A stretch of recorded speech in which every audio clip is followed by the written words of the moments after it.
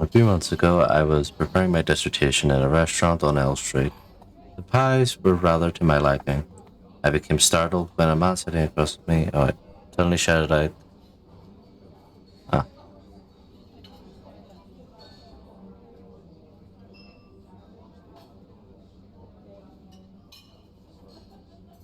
After saying that there were other empty tables, and I said to this man, "Excuse me, I don't believe I know you. Is there something I can help you with?"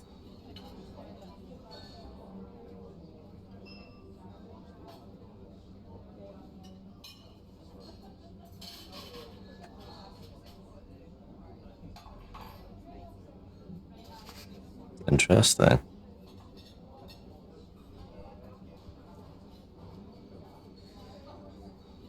CP.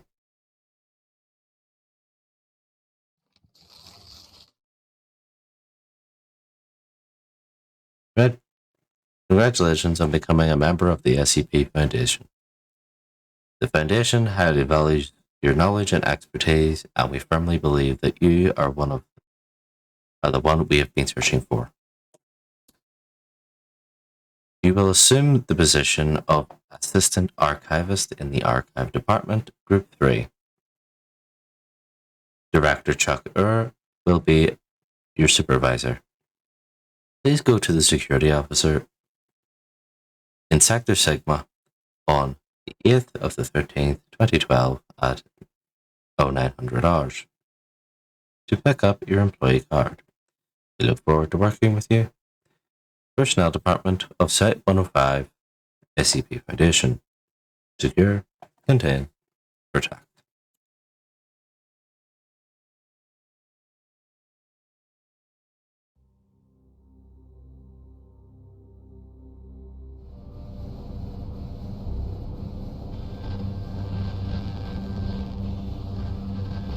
Since the beginning of civilization, the world has been full of unknown things.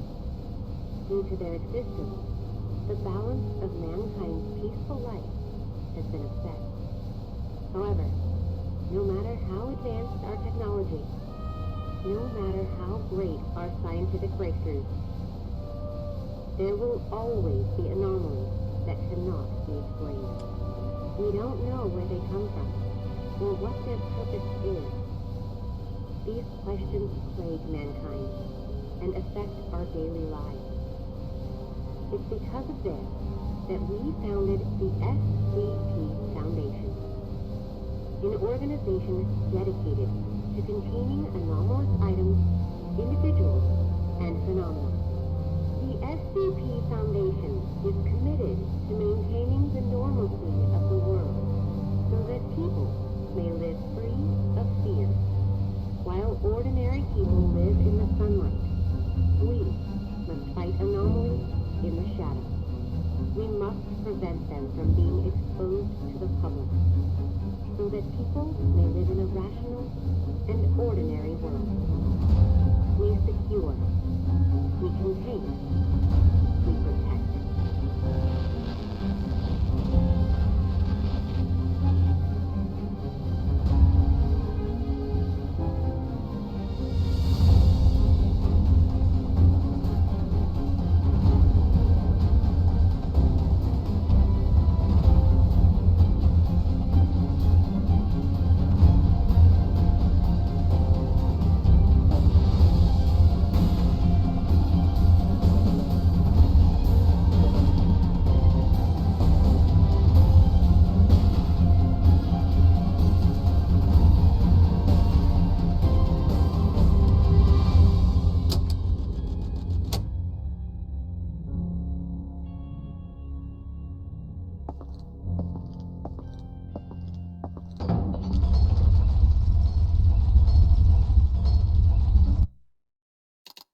I need.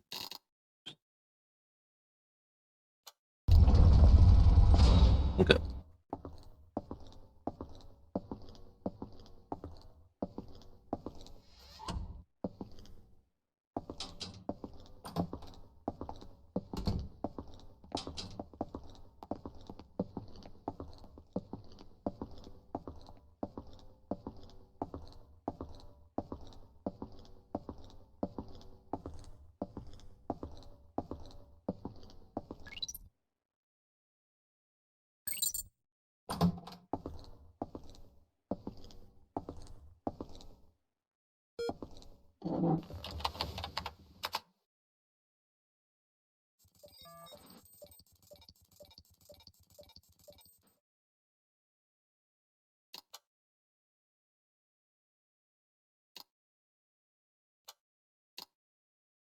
Let's begin.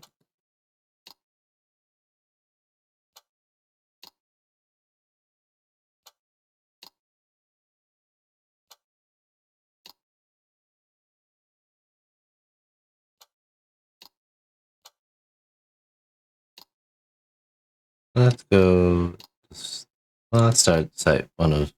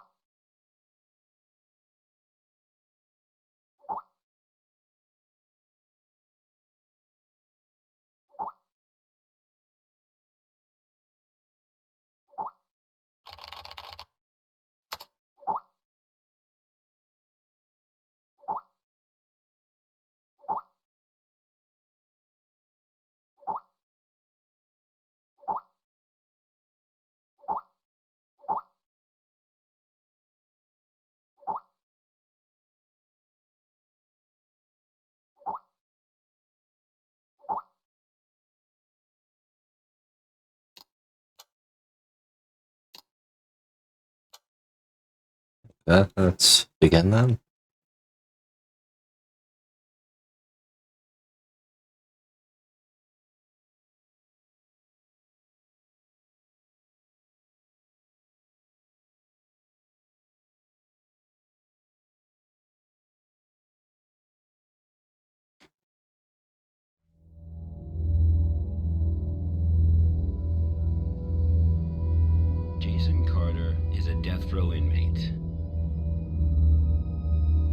exchange for clemency, he has agreed to work with the SCP Foundation for 30 days. Upon completion of his work, he will be a free man. Jason Carter is now D503.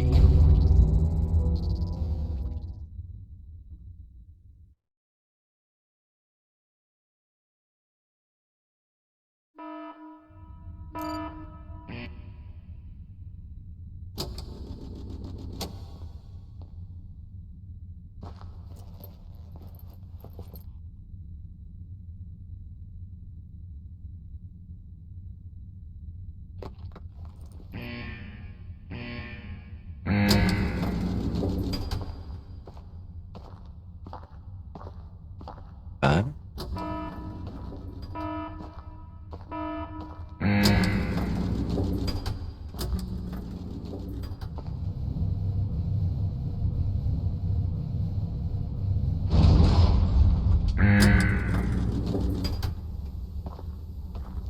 D503 was given no clear instruction of the task to be completed. He must find them out for himself.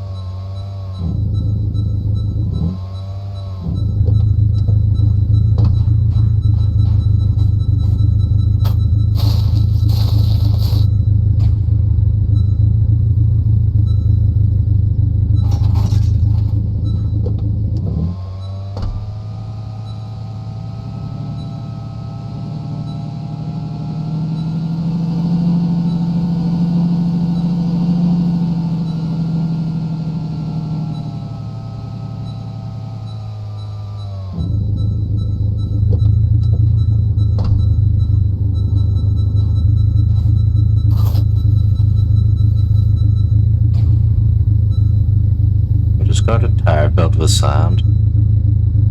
After vehicles became the main form of transportation, discarded tires began to grow in numbers.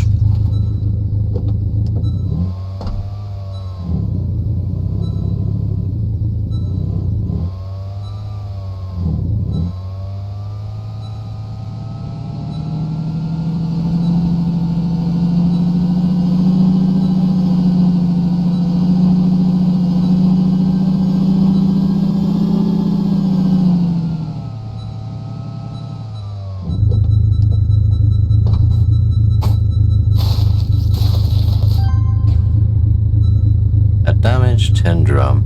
A tin drum with a danger sign on it. Having once protected hazardous liquid from leaking, it was discarded upon the completion of its mission.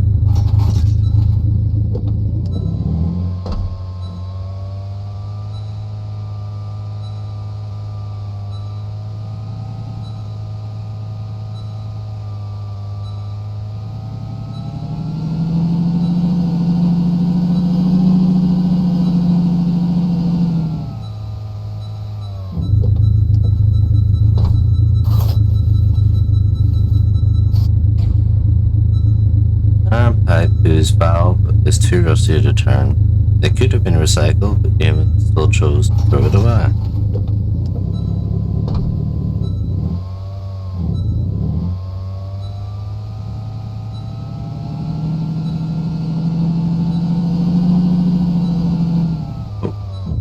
Whoa. Almost flipped it.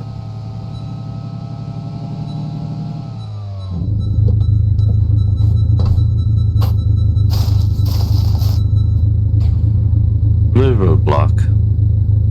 Although the triangular support structure is extremely stable, Even it cannot withstand the erosion caused by the desert.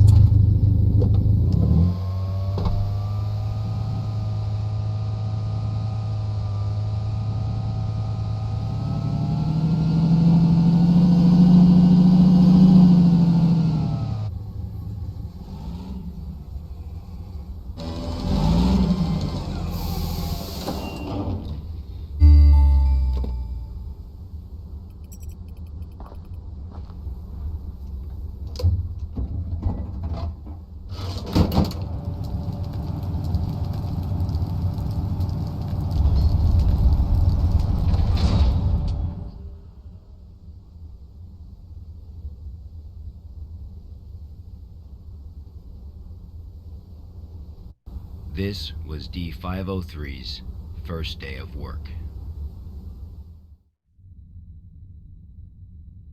SCP protocol mandates that D503 now undergo a psychological evaluation.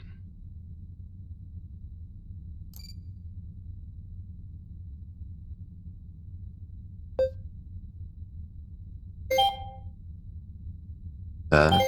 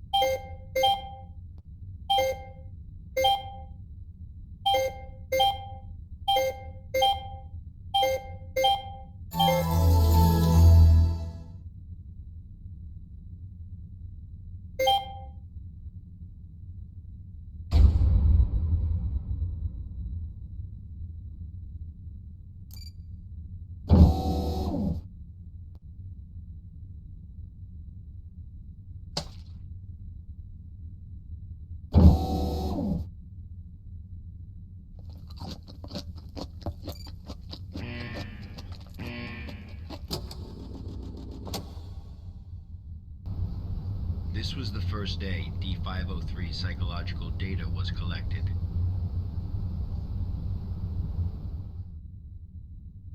You're probably wondering, how can this job earn freedom for a death row inmate?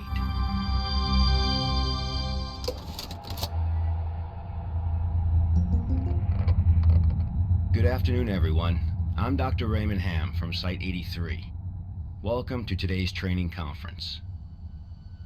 Today, I'm going to share with you a little project I've been working on called SCP-7457. The desert you saw just now is SCP-7457.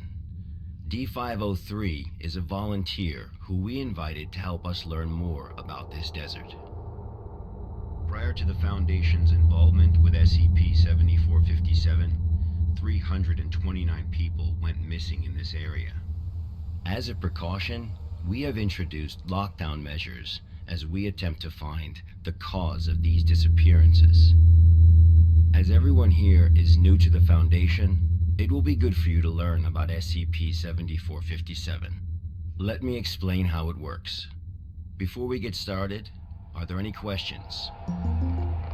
Dr. Ham, I'm Will Barton, 3rd Special Squad, Site 86. Hello, Will. Before I came here, I thought I had a basic understanding of the Foundation.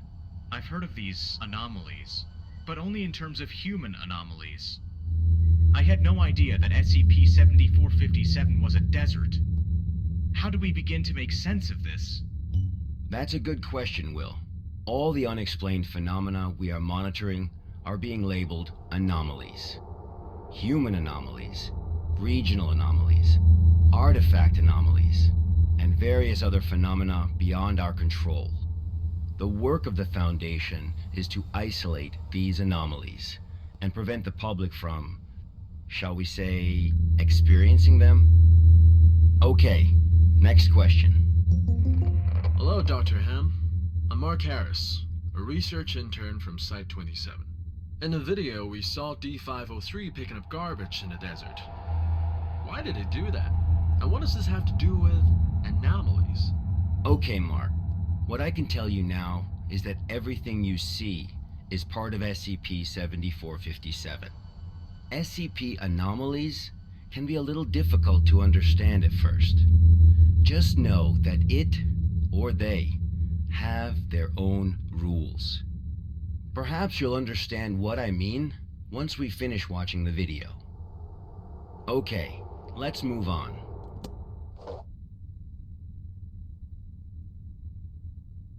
The first week was fairly normal. However, there was an interesting occurrence on the 8th day.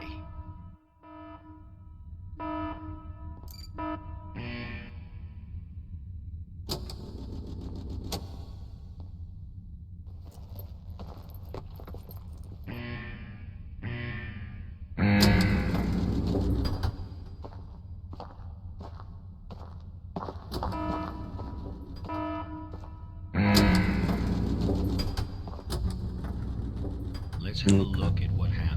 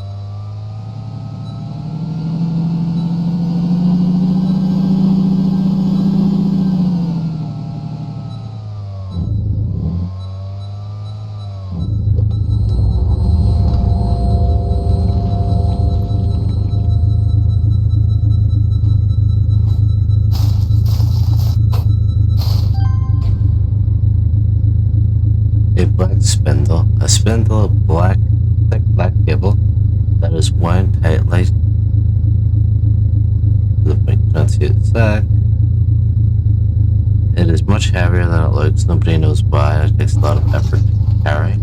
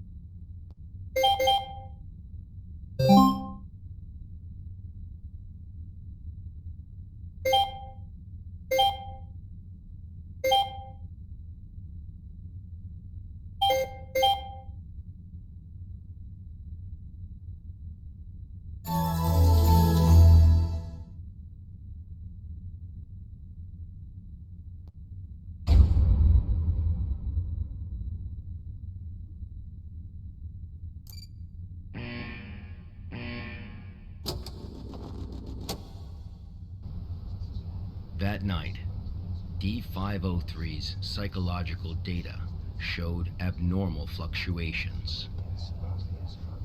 Analysis tells us that D503 is dreaming.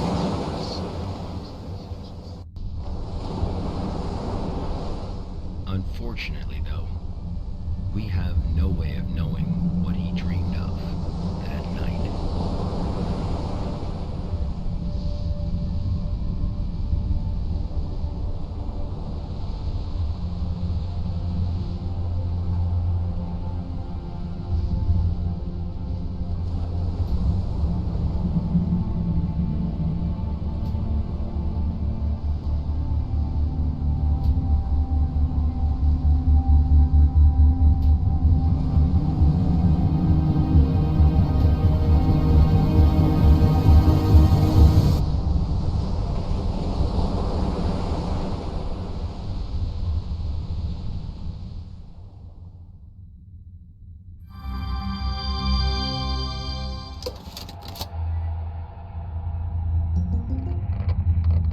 The eighth day marked a significant turning point, the start of SCP-7457's impact on D503. Are there any questions before we go on? Hello, Dr. Ham. I'm Spencer Jones from the Special Operations Department of Site-21. Hello, Spencer. It's still unclear as to why D503 needs to pick up all of this trash. If you wanted to monitor his psychological response to SCP-7457, why not just leave him out in the desert? Why assign him these tasks when there are already psychological evaluations taking place? Okay, our analysis has indicated that SCP-7457 produces a new cluster of trash every 8 minutes and 37 seconds. If waste collection is not done regularly, all that trash may soon flow into our world. It is worth noting, though, that the quantity of waste created here pales in comparison to the amount produced by humans. However, it still has the potential to become a significant problem in the future. By assigning these tasks to D503, we can monitor his reactions while also containing the trash. There is another reason, but we will get to that one later.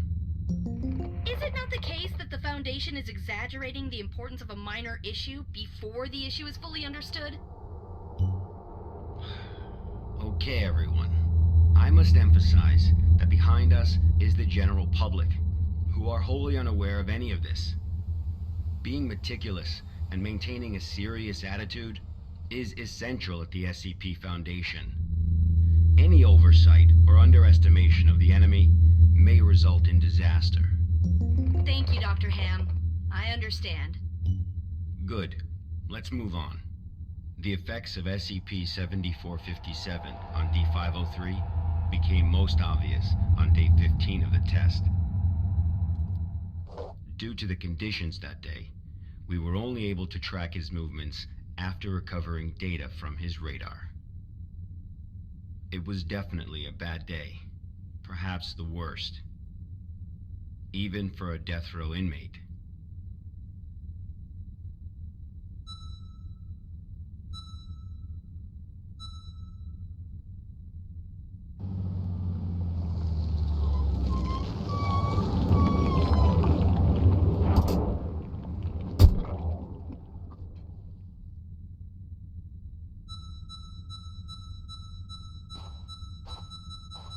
D503 found a radar that perfectly resembled his own.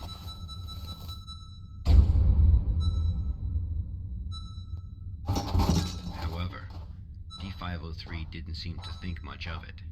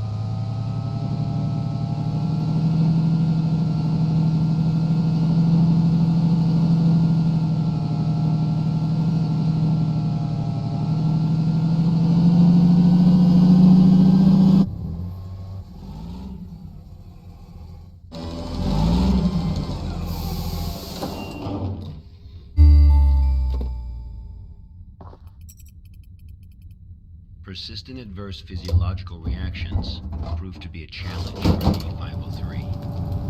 He still managed to complete his work on day 15.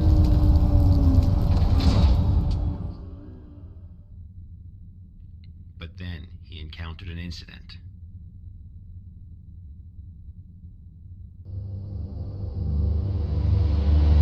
A sandstorm.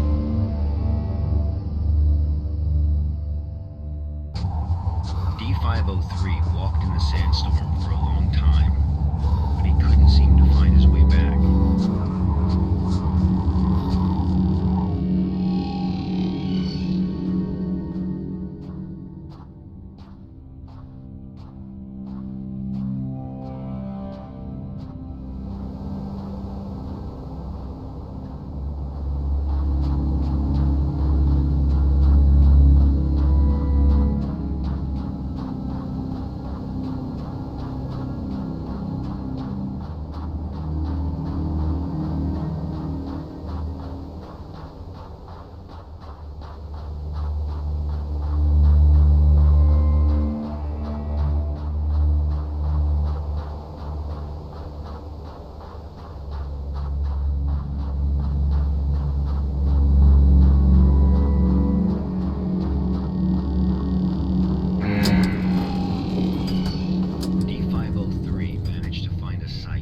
Just as he was beginning to grow weak with exhaustion, a sight he was not familiar with.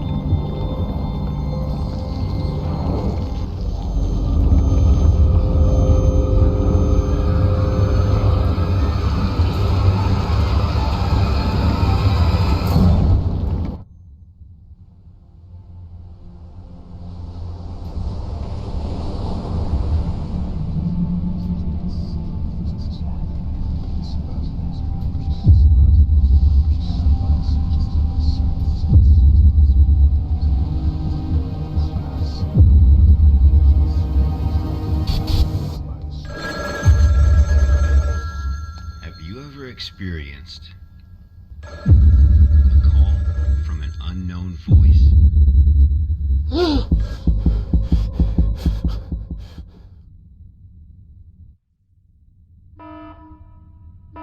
Approximately 13 hours later, a visibly trembling D503 returned to Site 8. We immediately performed a psychological evaluation.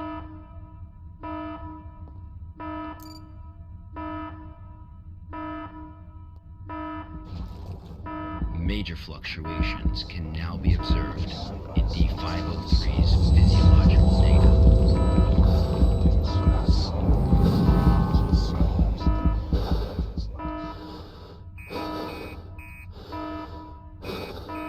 The results of the psychological evaluation were so troubling, we had to abort the mission.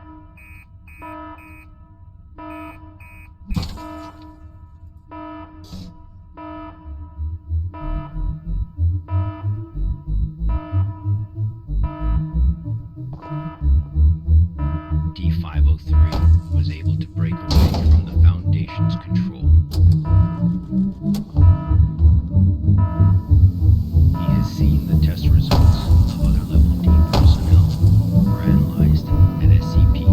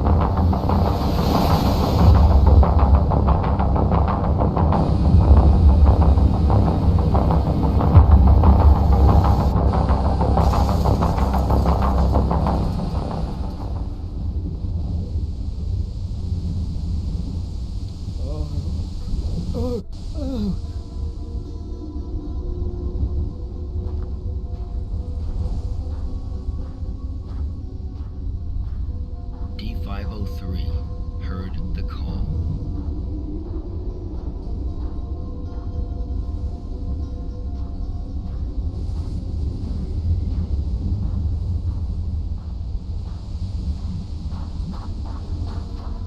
Humans often believe that their fate is in their own hands, that all choices come from their own free will.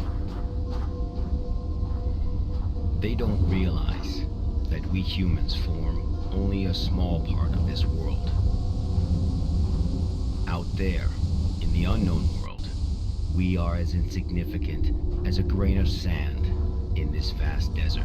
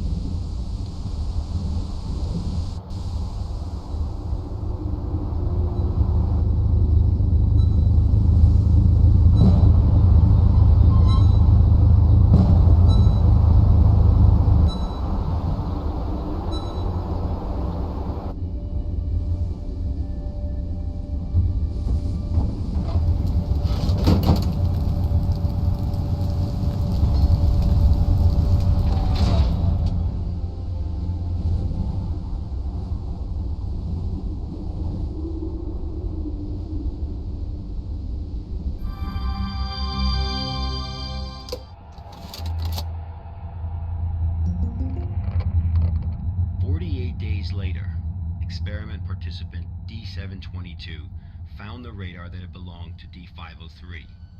The radar was 31 miles away from the waste treatment facility. All the data we have came from this radar. People entering SCP-7457 will suffer varying degrees of psychological stress within an acute period. It manifests as a range of neurological and mental disorders, as well as severe and unexplained hallucinations. So far, not one participant has left the desert unscathed. The Foundation has tested 31 Level D personnel in an area spanning 2,267 square miles. Our testing continues. When you work for the Foundation, you will face various anomalies. Some can kill you, some may drive you crazy, and some will make you feel that living is worse than death. Let this be very clear. SCP-7457 is just a taste of what you will face in the future. Before joining the Foundation, you were all leaders in your respective fields and industries. Researchers, special forces, FBI agents, national security experts. Well, SCP does not care how smart you are, how accomplished you are. It doesn't matter to them how many doctorates and titles you have. You are no different from helpless ants when confronted with these anomalies. Remember this. It is the most important advice you will receive. You will die. You are not as special as you think you are. If you encounter an anomaly, put your pride and curiosity aside. Run. Because that's the only thing you can do. God won't protect you here. Welcome to the Foundation, rookies. I'm Dr. Raymond Ham, and this ends the first class of our employee induction program.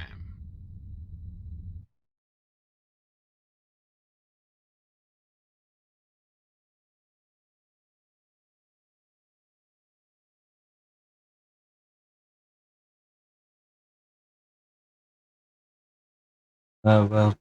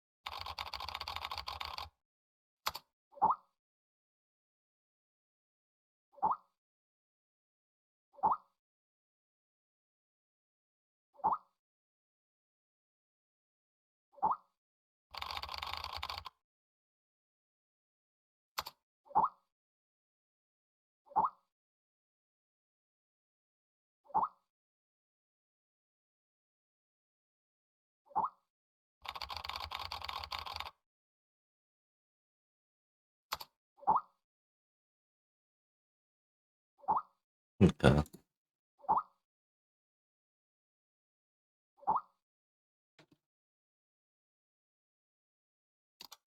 The files. That's done. Welcome in then, Link.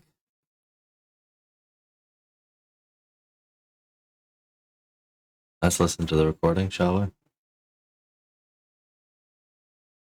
Yeah, Kara. Stream's going alright, we just started. Had some weird Twitch fuckiness, but everything's going good. Have you been?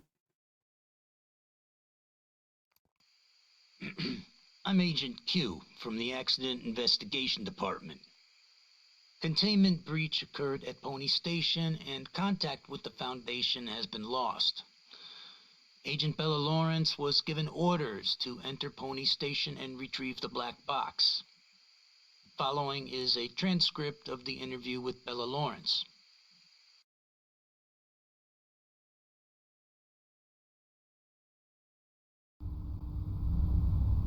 Thank you for the birthday wishes, Link. Well, technically, it's in 45 minutes. Is my actual birthday.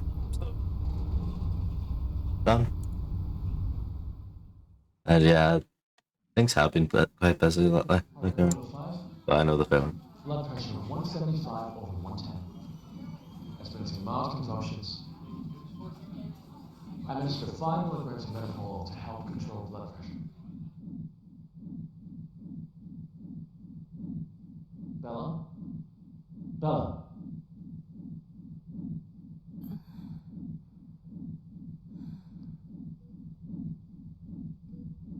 The drugs seem to be taking effect. Go ahead and ask questions. I can't be certain how long she'll stay awake for. Where's the black box, Sparrow?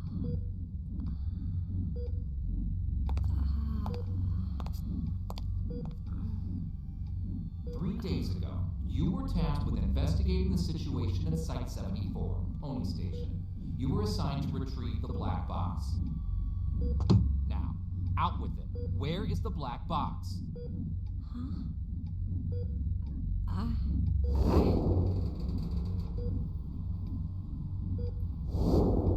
I brought it back. I brought the black box back. Don't lie to us. You never brought it back. No, that's impossible. I remember. I completed my assigned task. I swear. Shit, my head. All right, here now. This isn't an interrogation. We're not here to lay blame or point any fingers.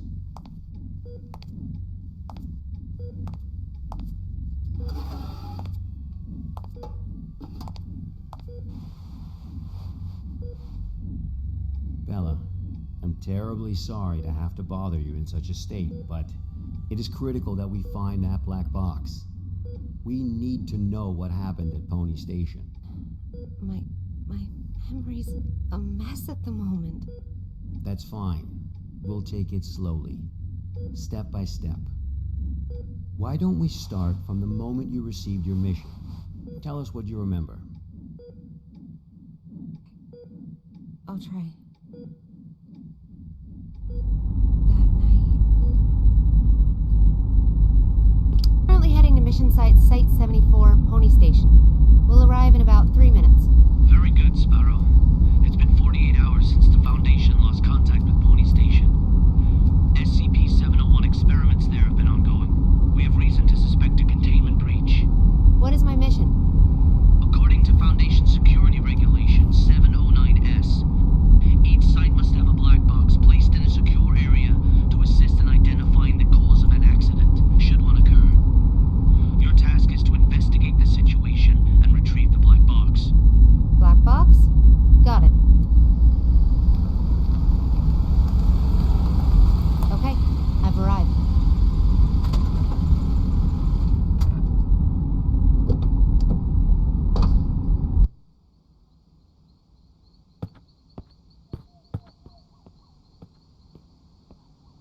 Okay.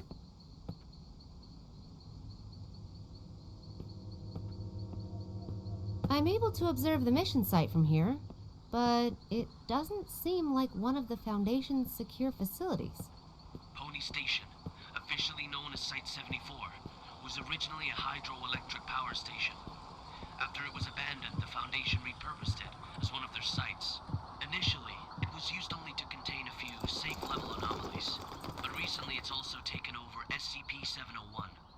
I don't know all the details. We won't know the truth until you retrieve the black box. Got it. I'll complete the task as instructed and retrieve the black box.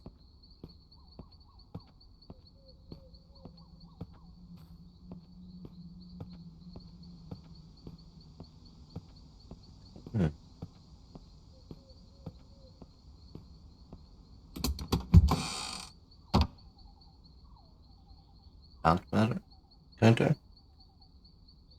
Device capable of measuring the humes of an area, calculating reality bending rate in real time. Reality anchor. A device capable of stabilizing the humes of a surrounding area, one of the best weapons in combating against reality bending and reducing psychological damage of an area. And Y blockers. Okay, there's the black box.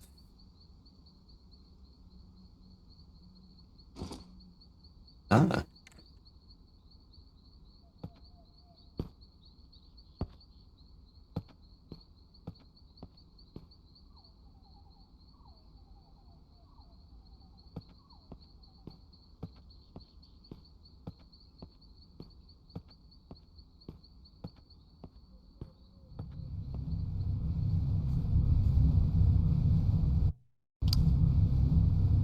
I've just entered Pony Station. Retrieve the black box from the lab. Room 705. The elevator. 7th floor. Sparrow. Must. What's that? Bald Eagle, you're cutting out. Damn. This is out of the safe range. I'll place a reality anchor. Okay. Much better. Now let's find that elevator.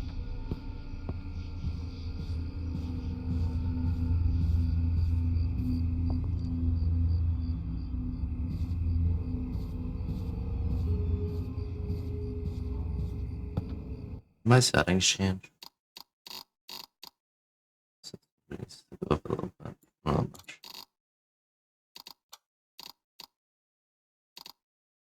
much.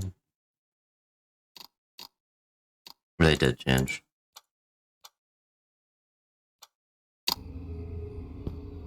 There we go, much better. Wine.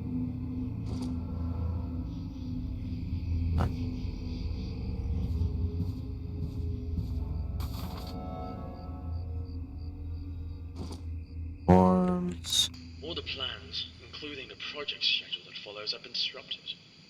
The actors of the whole site is theirs.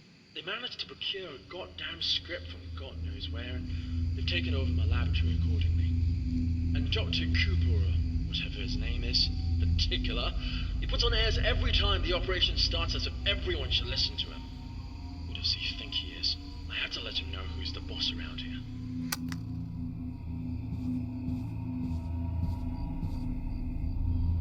Door I can go through. Oh. Well, what was the button again?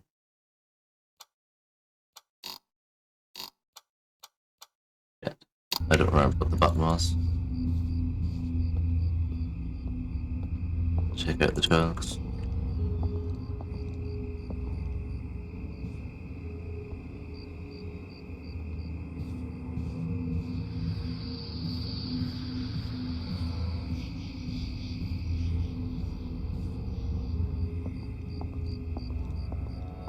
Okay. That was through this door.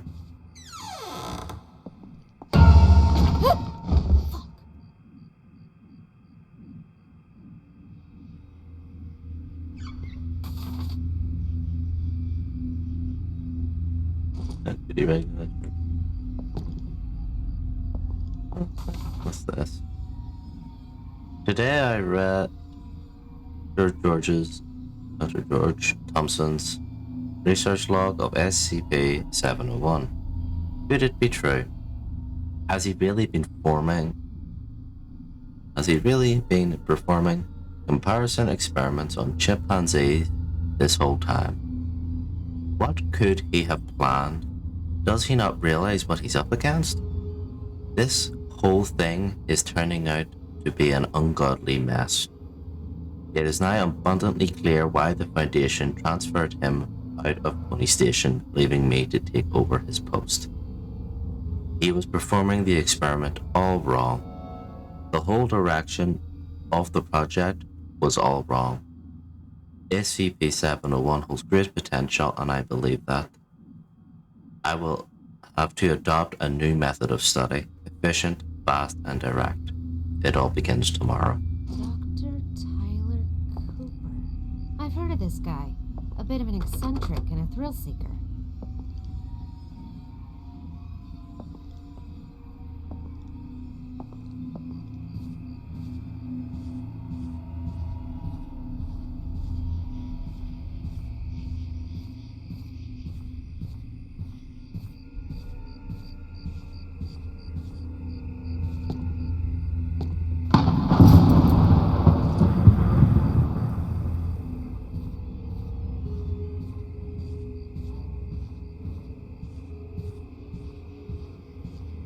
Ah.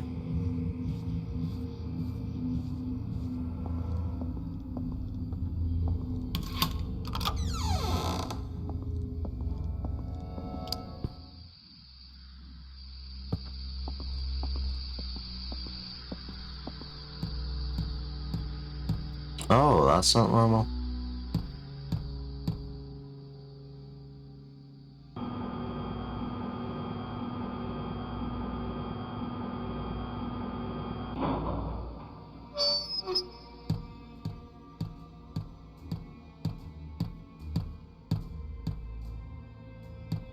I don't remember how to take out the those.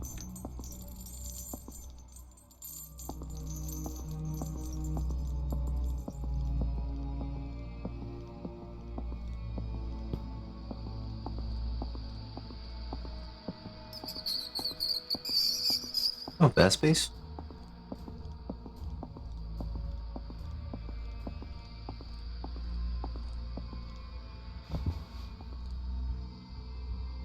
Oh.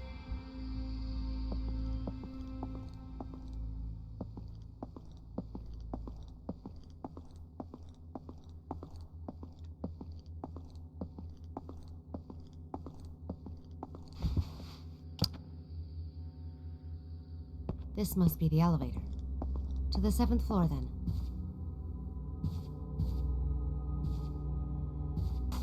we offered, the Hanged King we served, I serve my king with my blood? Blissful suffocation, sacrifice of sin? What's this? Some kind of poem?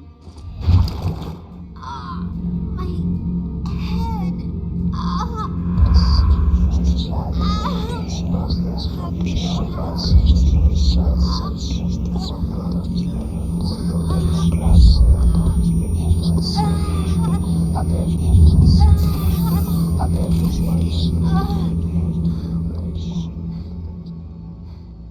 Holy shit.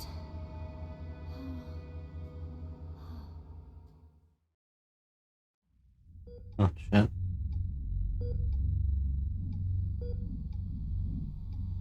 I'm very familiar with cognito hazards. I've been trained to deal with them. But this wasn't anything like that. I couldn't breathe. It was like there was a knot tied around my throat. I was weightless, hanging, gasping. No matter how much I struggled, nothing helped. That does sound terrifying. But perhaps it was just a nightmare, though. No. We wake up from nightmares. Not from this.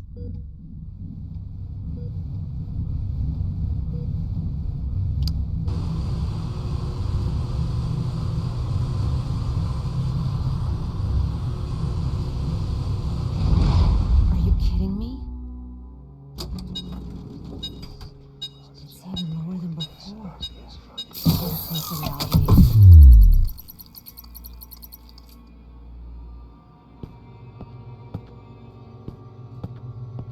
I guess I'm taking the stairs. It's locked.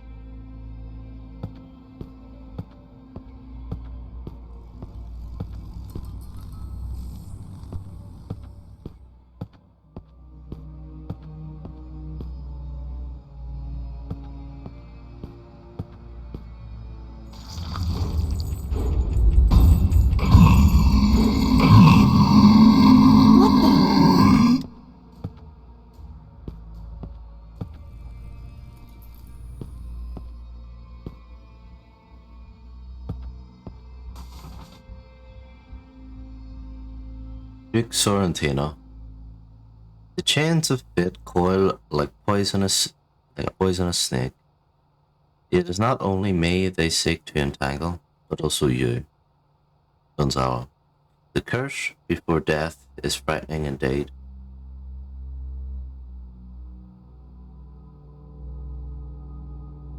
Petruccio, get this metal out of my sight. That dead man remains speechless. Petruccio extends the noose and strangles Sorrentino's neck. Sorrentino, traitor, usurper.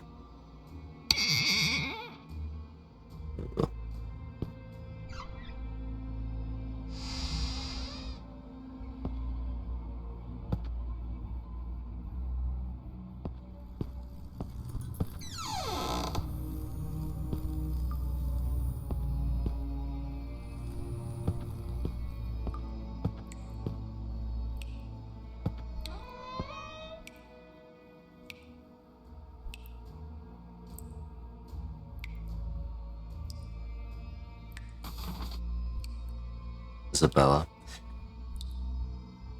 If the lies of the monarchy were to be recorded in a book, the archivist would never know a moment's rest, and would evidently become overburdened with fatigue. Maid Beatrice. Empress Lord Antonio is here. Isabella. What is that you say? My estranged son? Why did he come to see me in the convent? Go get me my very best dress at once, and prepare a glass of poisoned wine. Maid Beatrice, as you say. Isabella, what a sad truth. The dice roll flies and bears my name, and that the martyr under this conspiracy shares my own flesh and blood.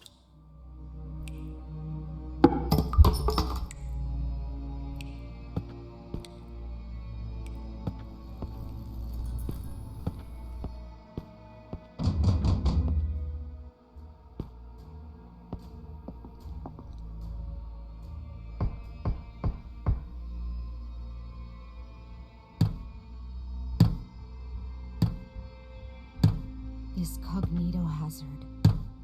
Could it have something to do with SCP-701? The situation here is much more serious than I expected.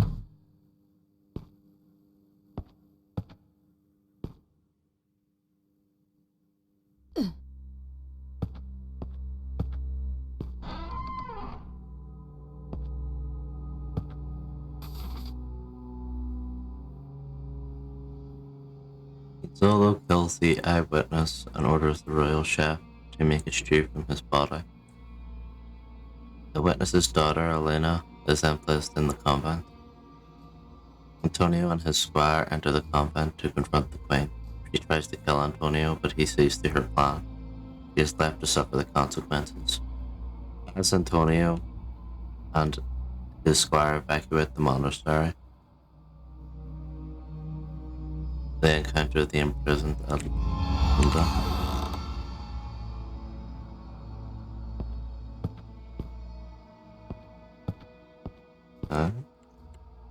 What's this? Miss Irene Mabel. Recently, former assistant Dr. Tyler Cooper, Miss Lisa Amanda, has been demoted due to her refusal to carry out the experimental orders given to her by Dr. Cooper.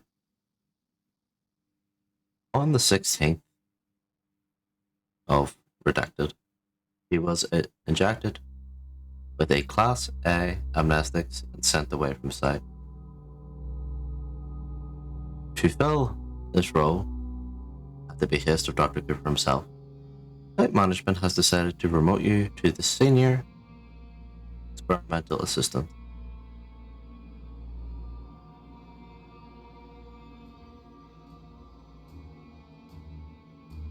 What does this say?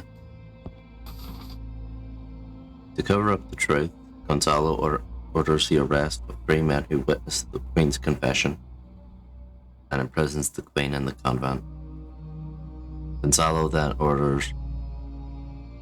goes to have a secret meeting with Ambassador Alagada. After learning of the Queen's captivity, Antonio begins to plot his revenge.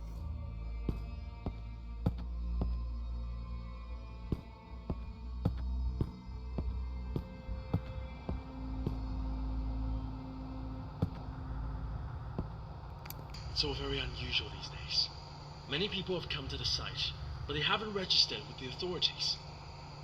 I've heard that Cooper and his team are rehearsing a script into a play, and that all participants are required to record their daily status. My experiment has to be put on hold because there's no one left to work on it. It's not right.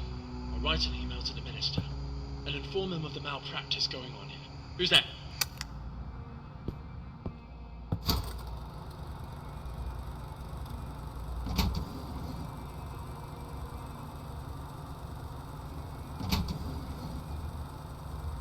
SCP-701.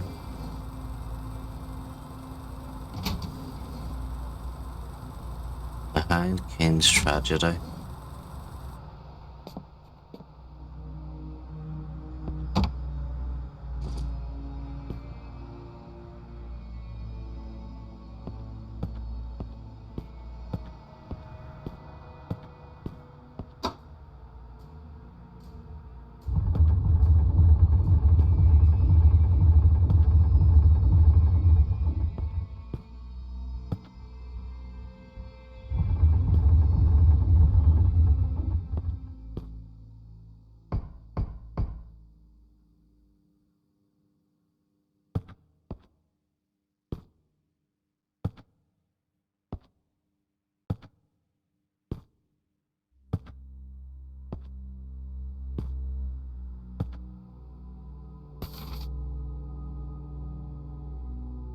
At first, most of the on-site personnel were apprehensive about participating in this project. But after distributing some of SCP-701's documents to a few volunteers, they became widely circulated, and the number of people coming to sign up suddenly increased. It's rather curious how it happened, and I haven't quite figured out the reason behind it yet. but it's welcome news. I'll take it as a good omen. Now I've managed to mobilize the entire station to participate. Every single person. It's my chance to prove myself. An opportunity like this doesn't come every day. Dr. Cooper needs so many volunteers. And what on earth is this SCP-701?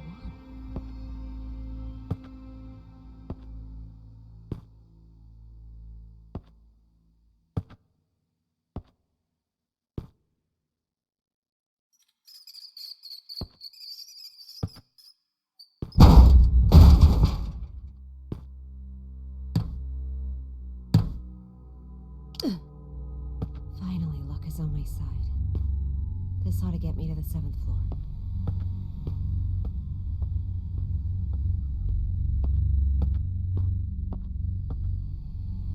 And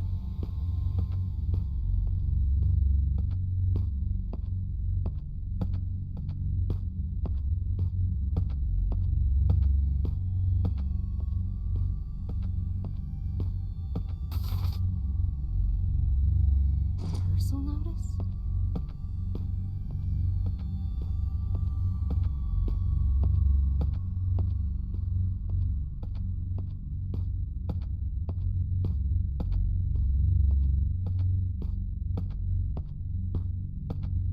What the hell is going on here? 4th floor again?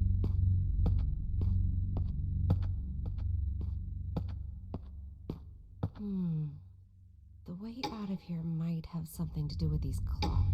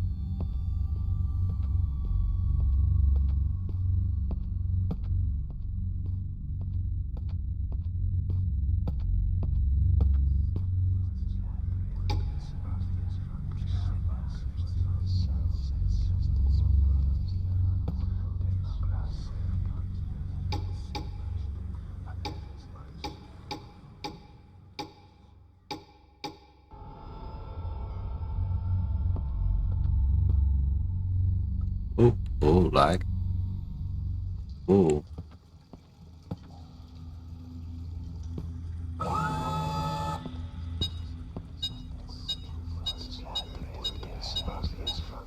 I've never seen such a long body before. It's becoming worse than I thought.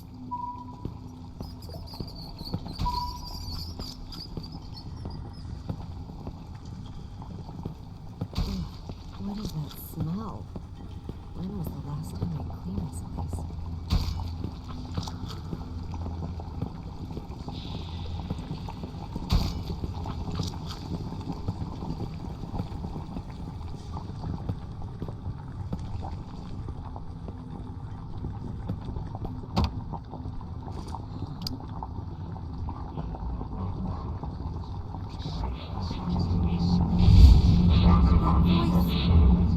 That voice again. Voice? What voice? I serve my king with my blood. Blissful suffocation. Tell us what it's saying. Sacrifice of sin. No!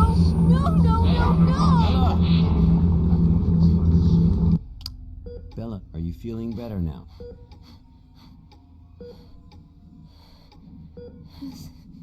Suffocation. Like a rope. Looped around my neck. Pulling tight. Weightless. Hanging. Nothing around me.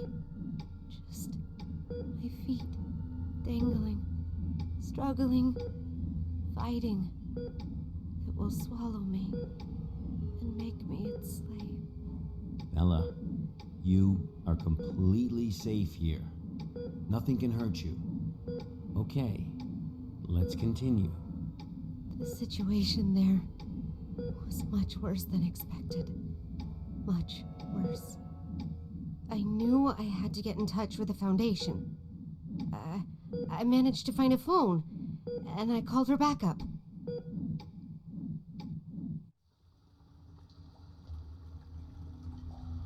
This is Sparrow, 09868, for Bald Eagle. I'm at Pony Station on the 7th floor. The situation here is much worse than expected. I need backup. Bella, are you sure this is actually what happened? What do you mean? Yes, of course I'm sure. Come on, Bella. Try and focus. What are you talking about? Bella, you never made that phone call. Of course I... What?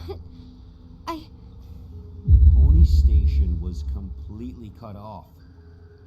There was no contact with the outside world whatsoever. A phone call? That would have been impossible. No, but I saw... What did you see, Bella? Tell us what you saw.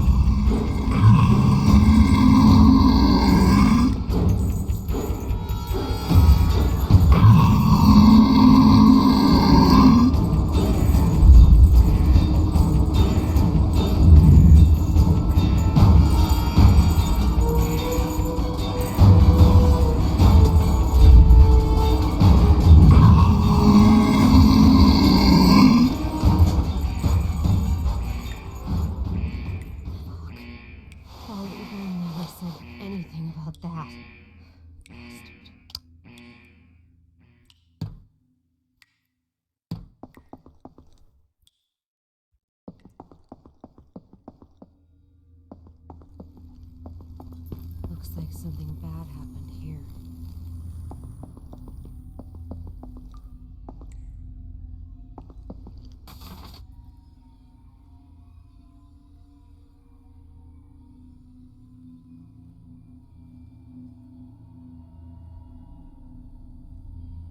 Object class unclassified. Description: this experiment was a multi-object project including SCP redacted, SCP redacted, and SCP redacted. The experiment primarily focused on researching the process of reality distortion led by Dr. George Thompson. The project lasted a duration of 5 days. During the first 3 days, 2 Rorschach tests were conducted on SCP and SCP. A level 3 hypnosis experiment was conducted. I know how to. Let's do one thing.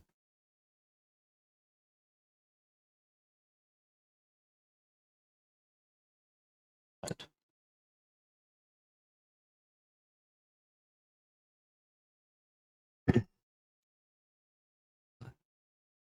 Yes, a level 3 hypnosis experiment was also conducted on 3 level D personnel influenced by SCP.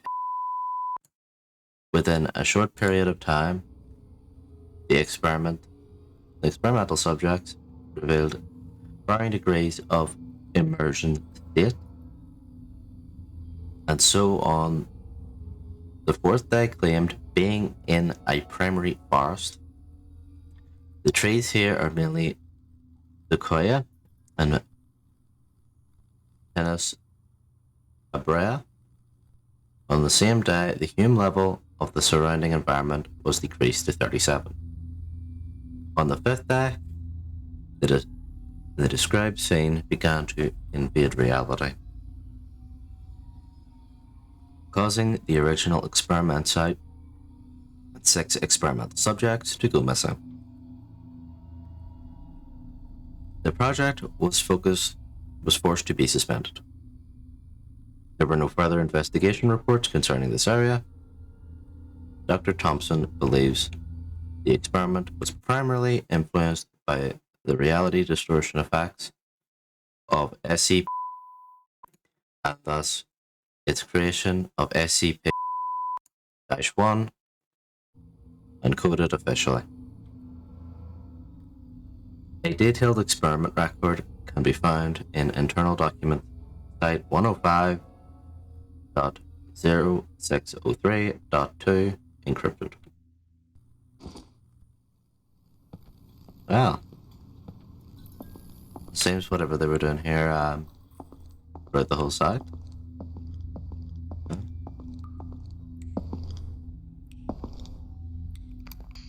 We're evacuating. Damn it.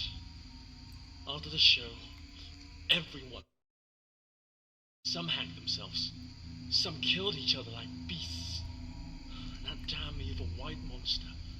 This was all destined to happen when he brought in that script. Everything that happened here is all Cooper's fault. It's their fault!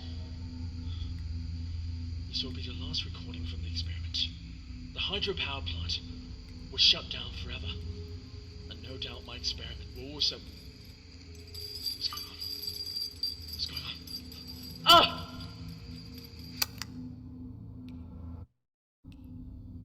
Well, he's dead.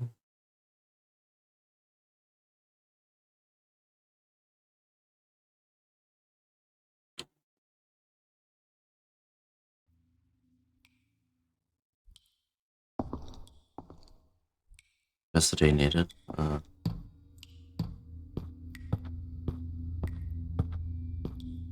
Oh, back again.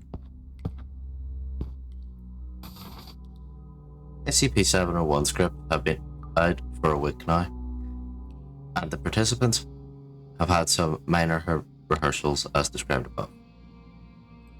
But the one thing that continues to baffle me, they always seem to recite the wrong lines. Every single person. It's strange, almost like it's orchestrated. And when I try to correct them, they become defensive, insisting that they read the line correct. But other than that minor hiccup, everything else went well. I'm very much looking forward to the first full rehearsal in room 705 the day after next. After the full rehearsal, all will bear witness to the potential of SCP-701. And my name will become synonymous with it.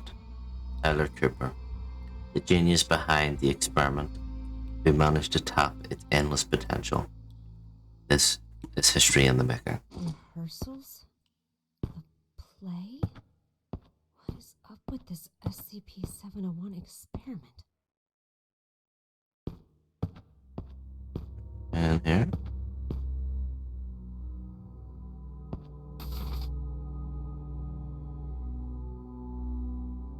On April 27, local time, 5 students involved in a collective incident at Cleveland Institute of Arts Drama Club in Ohio, and another faculty member died of stab wounds.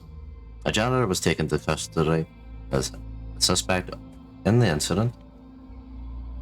His statement mentioned that 4 students used from the ceiling during rehearsals. This was then repeated by the last remaining person after they assaulted the teacher. The teacher died 2 hours later. Following a forensic investigation of the scene, it was determined that the janitor had no clear motive for committing the crime. He is currently undergoing further observation at a psychiatric hospital.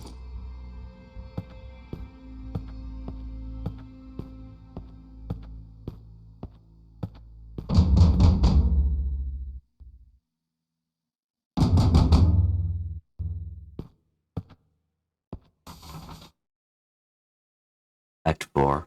Gonzalo obtains poison from Ambassador Alagada and plans to hold a banquet to poison the minister. Later on, Gonzalo is faced to contend with his conscience. In a monologue, he describes his remorse for his crime, but he knows there is nothing he can do about it now. Antonio, Alinda, and the squire must escape from this convent, and Antonio promises Alinda that he will exact his revenge and marry her as the new queen.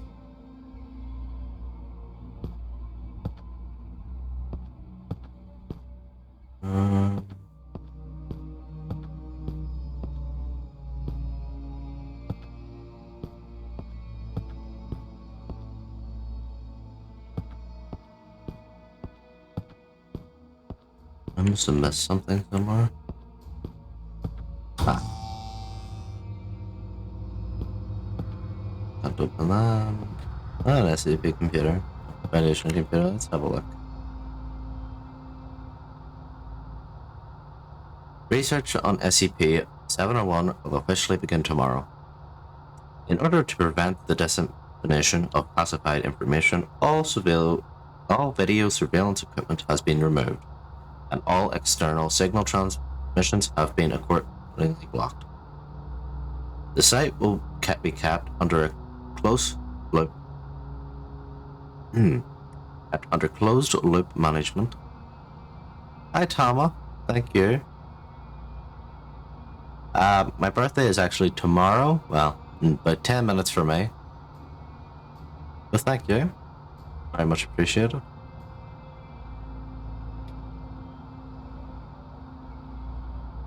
The site will be kept under closed-loop management procedures until the conclusion of the research experiment. At present, the experiment is still in need of more participants. All willing participants can find Miss Irene Mabel in the archive room on the 4th floor to fill out the necessary paperwork.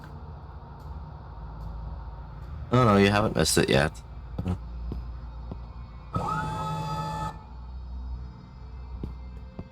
Mannequins are gone. 27.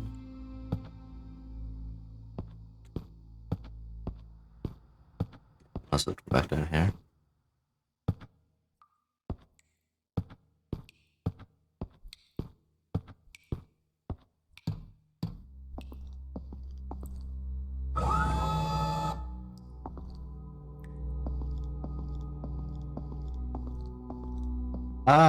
I haven't really thought about it yet.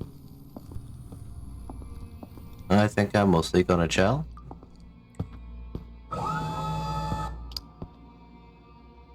My camera just moved, so... Oh dear.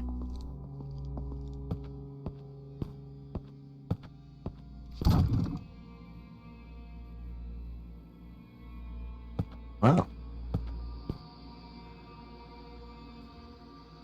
701.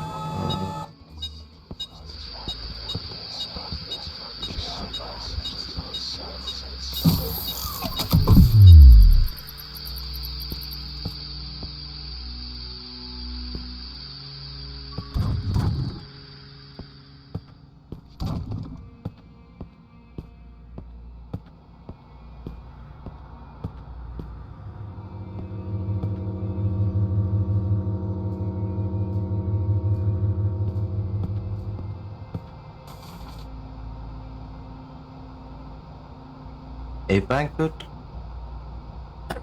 At the banquet, Antonio bursts in and confirms Gonzalo's murderous crime as well as his own lineage. Gonzalo is disposed by an angry group of ministers. Instead of killing Gonzalo, Antonio exiles him to the convent.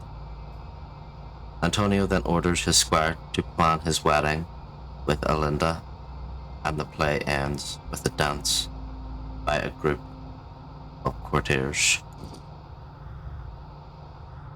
Lovely.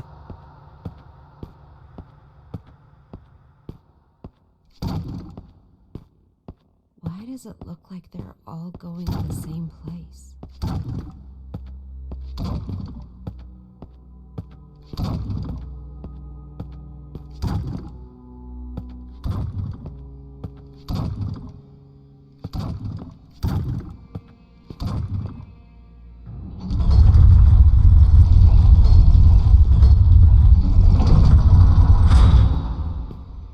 The black box.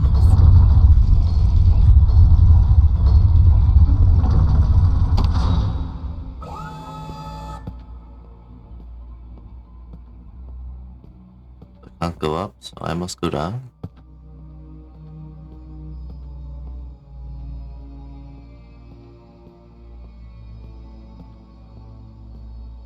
Hit F. Okay. Oh.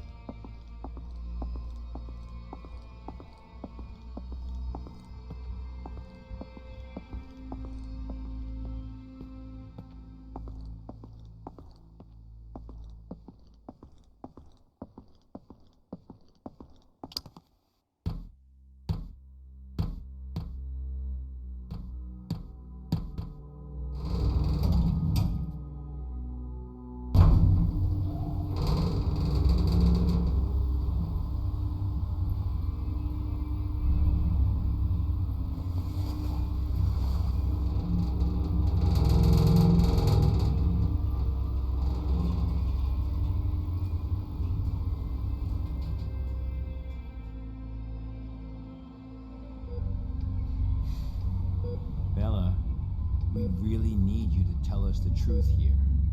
What do you mean? I'm telling you the truth. I completed my task. I retrieved the black box from Pony Station. Looks like the cognito hazards really did a number on her. What are you talking about? I'm fine. Bella, there was no black box in sight when we found you. That's impossible. I'm positive. I know I had it in the escape elevator. And there is no escape elevator in Pony Station. None of what you're saying adds up. But that's impossible. It's just impossible. Look at me, Bella. Try and focus. What really happened?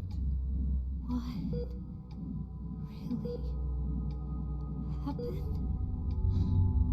Bella, think carefully. I...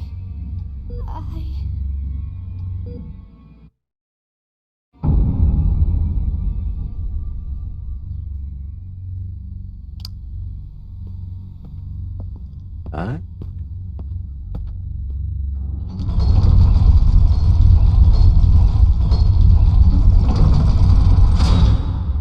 What's all this?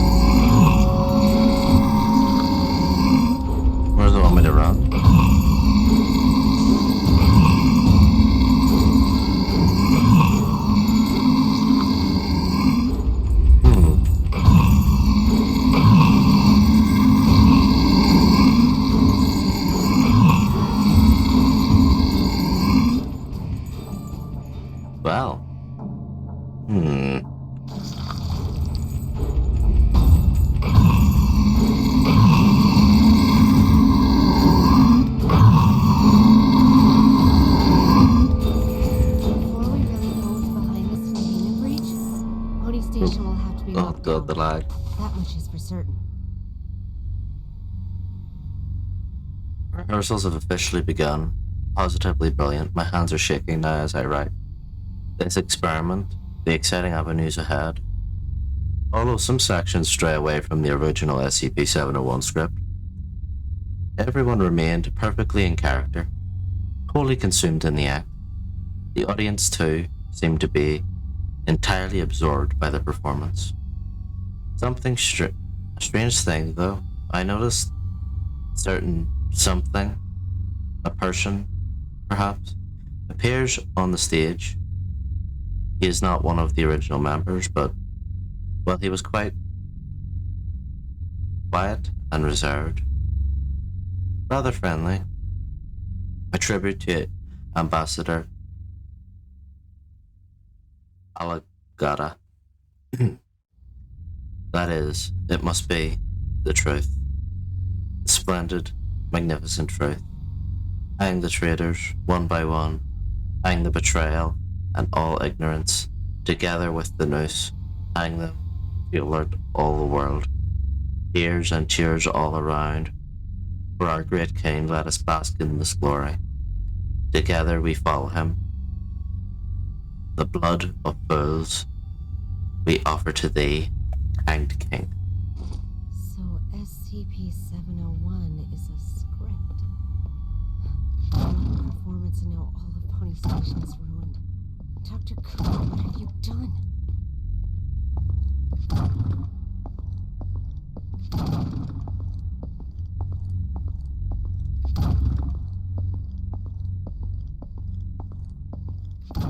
It's those mannequins again.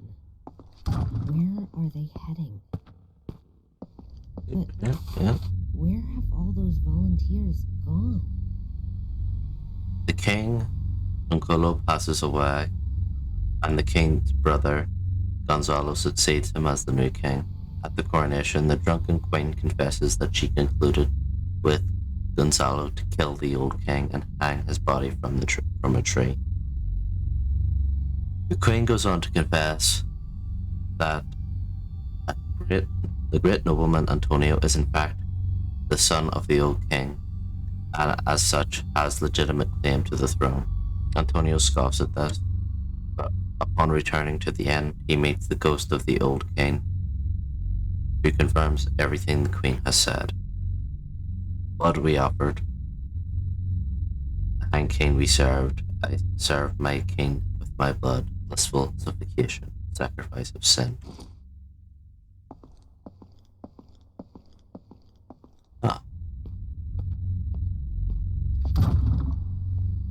Strange coincidence.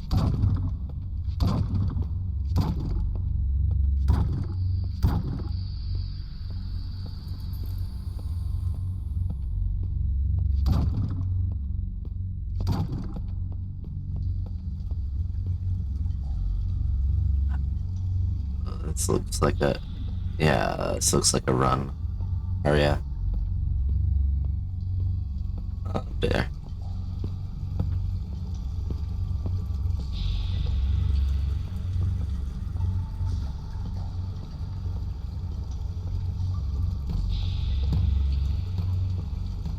Holy fuck.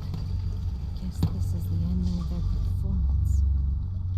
SCP-701. The Hanged King's Tragedy.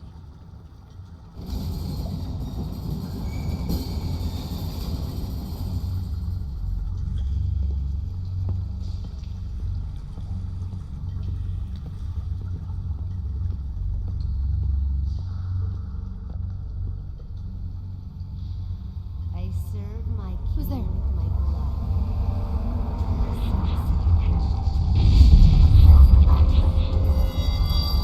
With my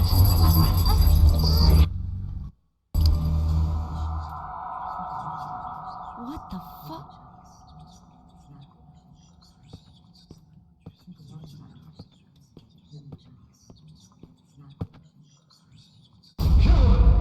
Sacrifice his head and seek redemption with his blood.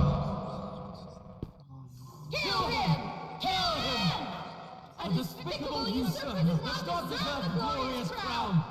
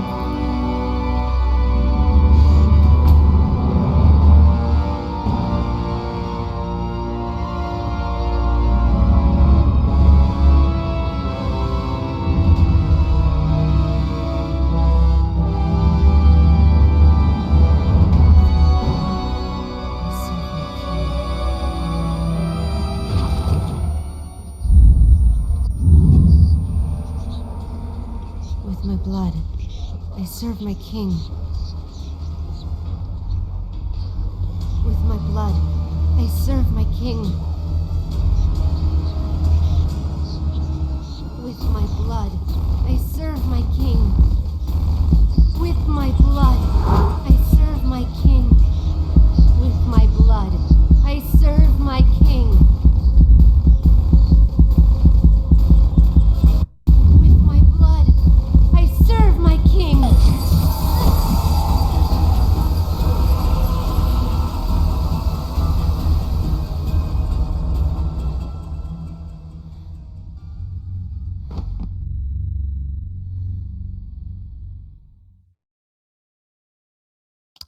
Her condition is unstable. I've just injected her with a sedative, but you'll need to let her rest for a while. Thanks, Doctor. Well, let's go then. What? We haven't found the black box yet. You still don't get it, do you? Get what? What do you mean? A black box is merely a vehicle for recording the truth. But a black box isn't always a black box. You mean... That's right. She is now the black box. Got time for a cold one? Because our work here is done.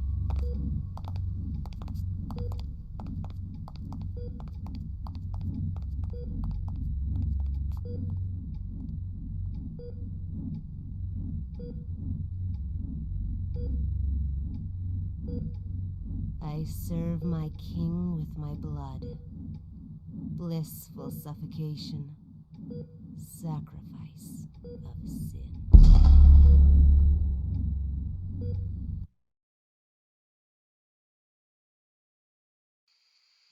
The black box has been properly contained at Site-105 and pending further investigation. Above is the full record of the inquiry.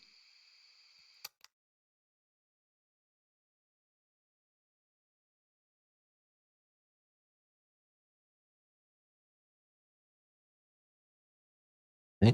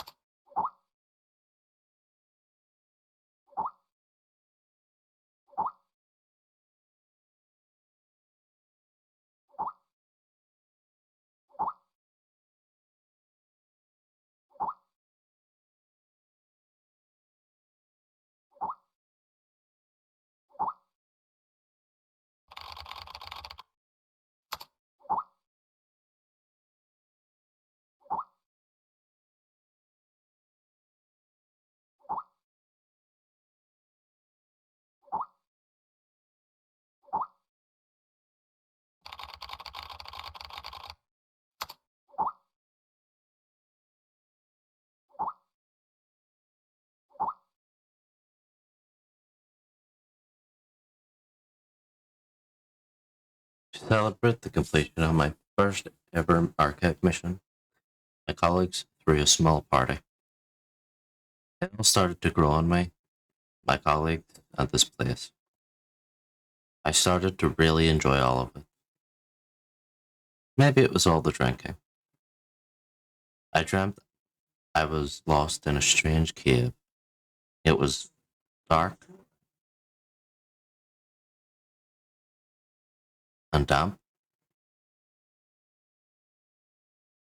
and smelled of decay.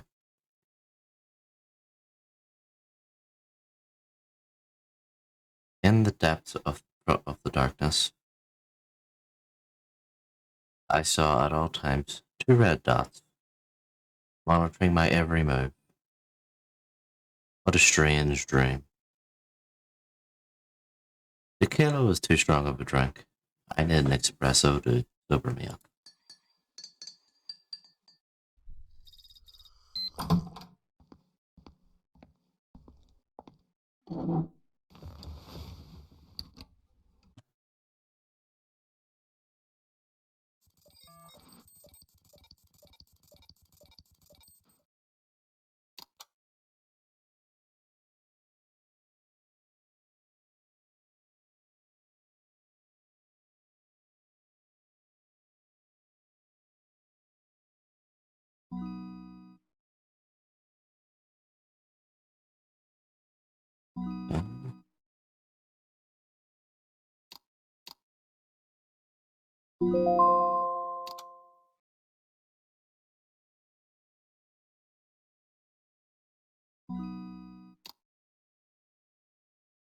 Archiving work?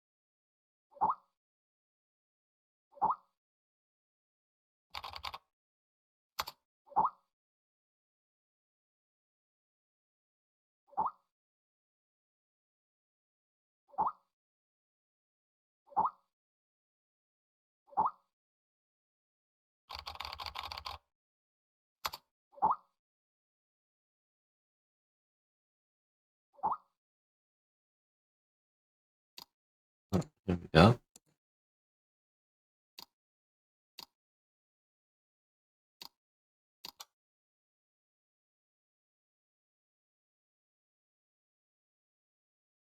Let me check something.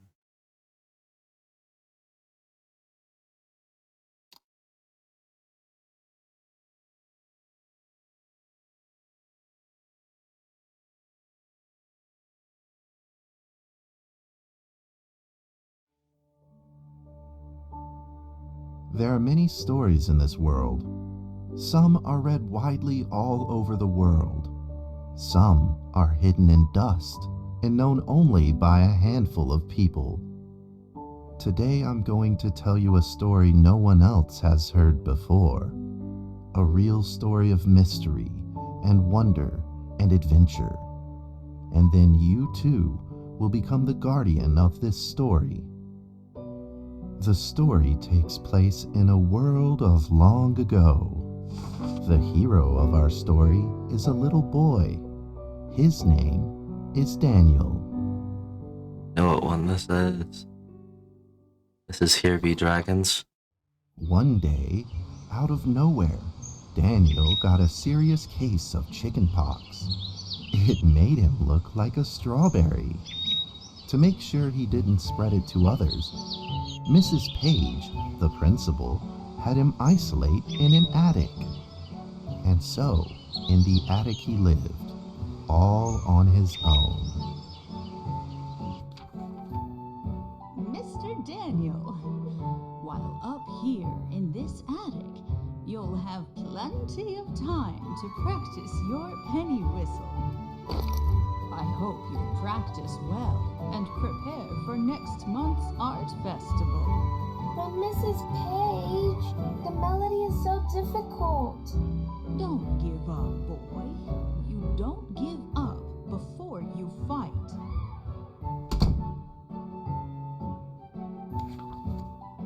Daniel was reluctant at first, but he trusted Mrs. Page, and he knew he should listen. And so he practiced the penny whistle.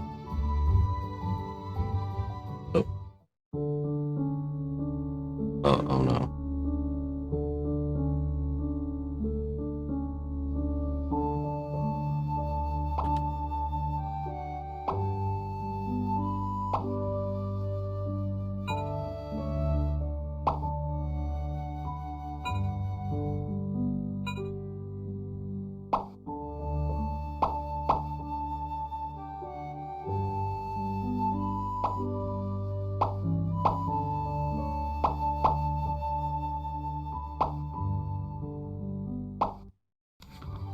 God? Suddenly, he heard some strange noises in the corner. Oh, I know what I need to do. Hold on. Turn them off for now. And take a look. Look.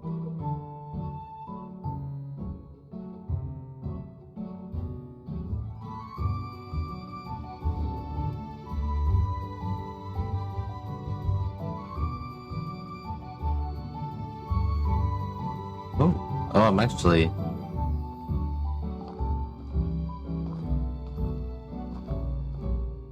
This corner? No. Oh, this corner. It was a mousetrap, and there was a red origami paper dragon inside of it.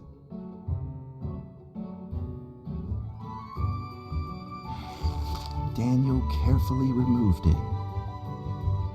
It was marvelous and beautiful. The only problem was part of its wing was damaged, but Daniel found a way to repair it.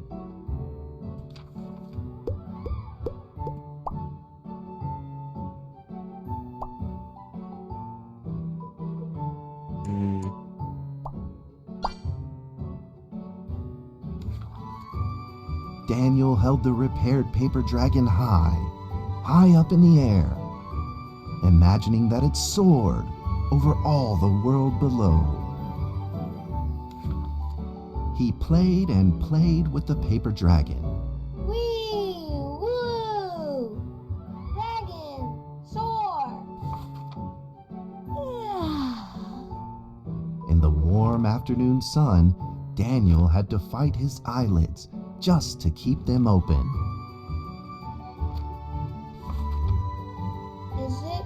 Could it be? Or is this all just a dream? The next day, with boredom and loneliness weighing him down, he began to fiddle with the old radio. Our town is located in the plains where earthquakes are not particularly common. Although there are 17 fault zones around us, they are all inactive.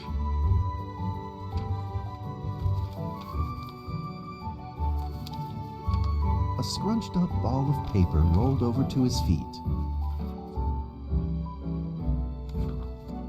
Where did this paper ball come from? Just as Daniel went to pick it up, the ball suddenly came to life, and it rolled away. Daniel chased after it.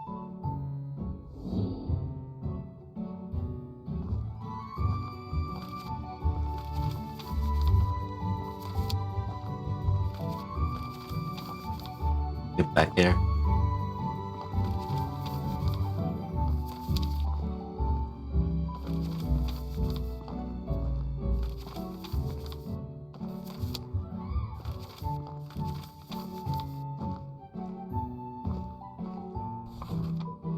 Just as he was about to seize the rolling paper ball, suddenly, terrible sparks erupted from it.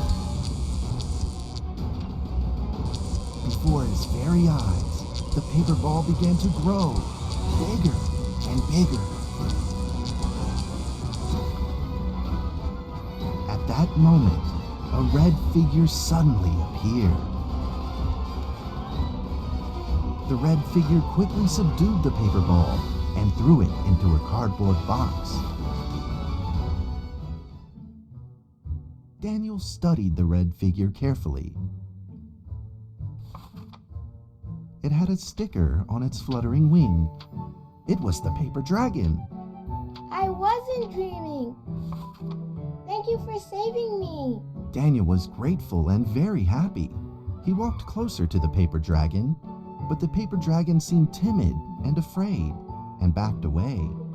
Just then, Daniel had an idea. I know what I'm about to do. He took out his penny whistle and slowly played a tune.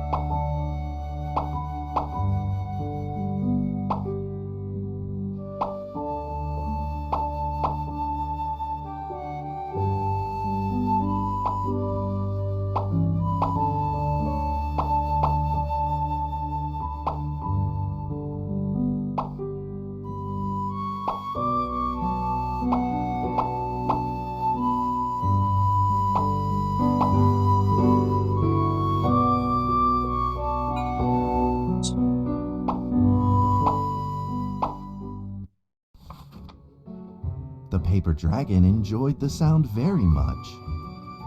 It began to move along with the rhythm, flipping up and down in the air. Soon the two were playing and dancing, just like old friends. Warlock, thank you for the raid. Welcome in. How am I grown?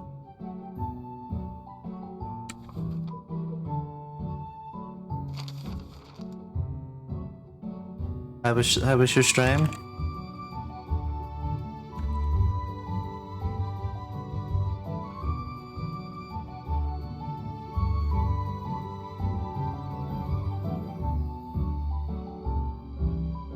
Give you a shout out.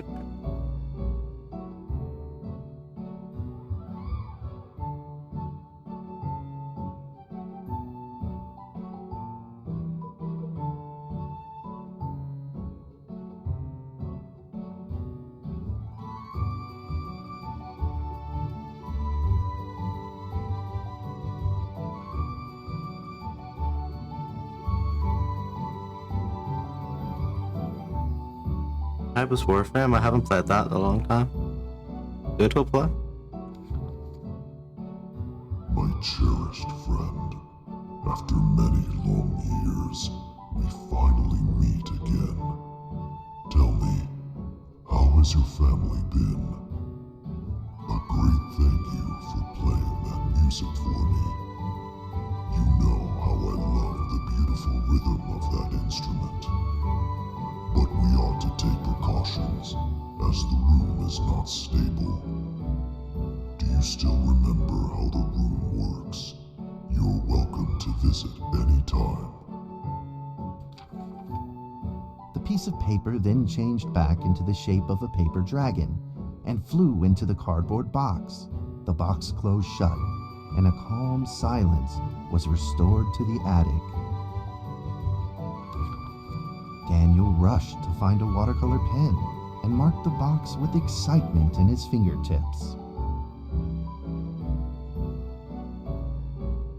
Yeah, I played Warframe quite a while back. I don't remember where I got to.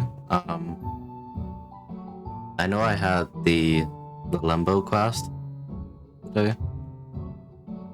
And I think I was messing up on one of the stations to unlock the next planet. But it's been quite a while.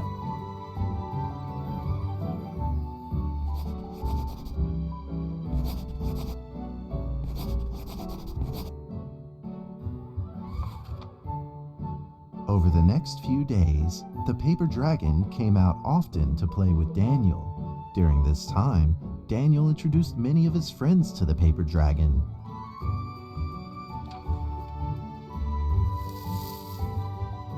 That cat's name is Mrs. Carter. Ever since I secretly fed her some fish for dinner, we've been good friends. That's Duke, Mrs. Jessica's pet.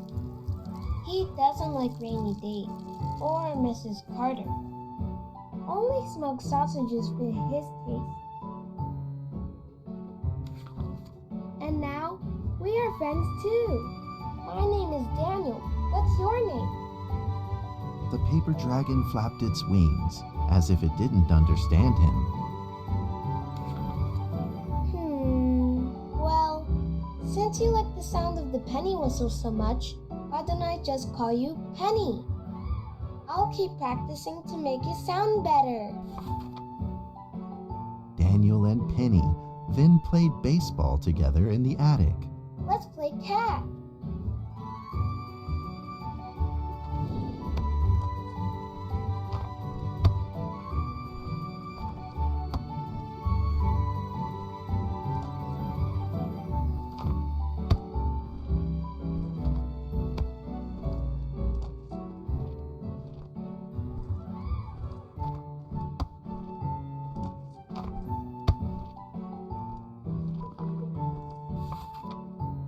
But just as they were in the middle of enjoying themselves, a violent shaking suddenly rose from the ground. A stubborn earthquake is back at it, folks, and it seems even stronger than last this moment, the box suddenly shot open, and thick clouds of smoke billowed out, followed by several paper balls.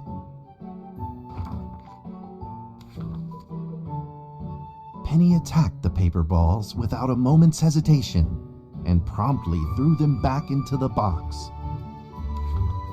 Penny then flew around in front of Daniel and rushed right back into the box. As the box closed, the earthquake stopped. Facing a friend's farewell without a formal goodbye, Daniel felt confused and lost. He moved the box to the center of the attic.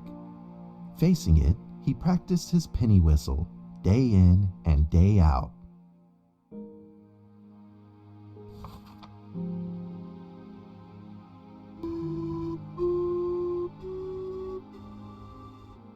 As the days went by, Daniel's playing became smoother.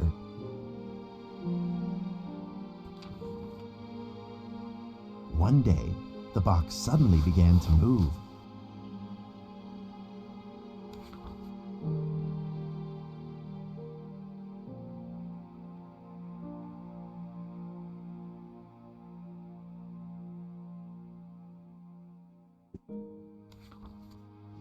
One, two, three, four. This time there were four. Hello? But they weren't alone. Enemies began to jump out of the box too.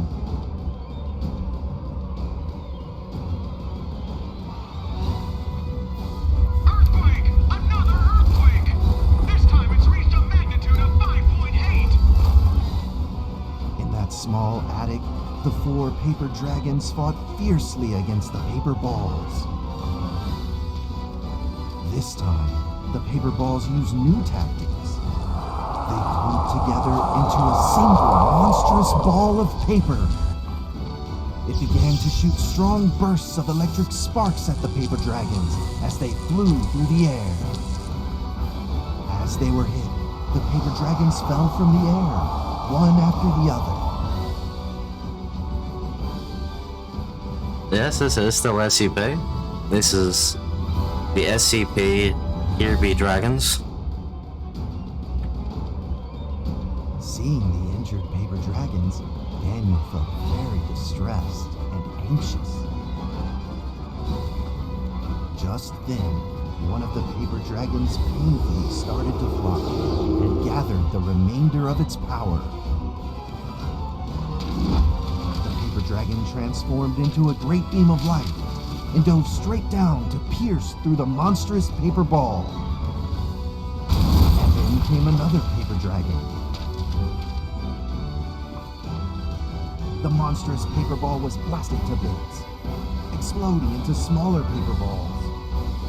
Trembling, they struggled to escape back into the box. The sacrificed paper dragons were reduced to swirling shreds of paper, and a silence pervaded. Peace and tranquility were restored once again to the attic. Daniel saw the remaining two paper dragons lying on the floor, badly wounded. He rushed to grab some stickers and treated them at once.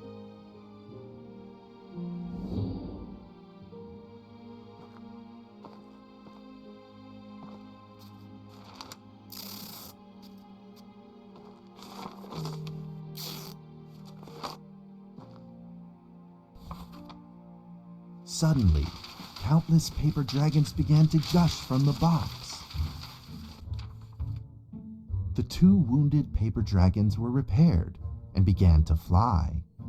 Like two colored threads, they merged with the other dragons, flying in unison. The dragons moved like a tide, flying freely through the attic. Daniel eagerly took out his penny whistle.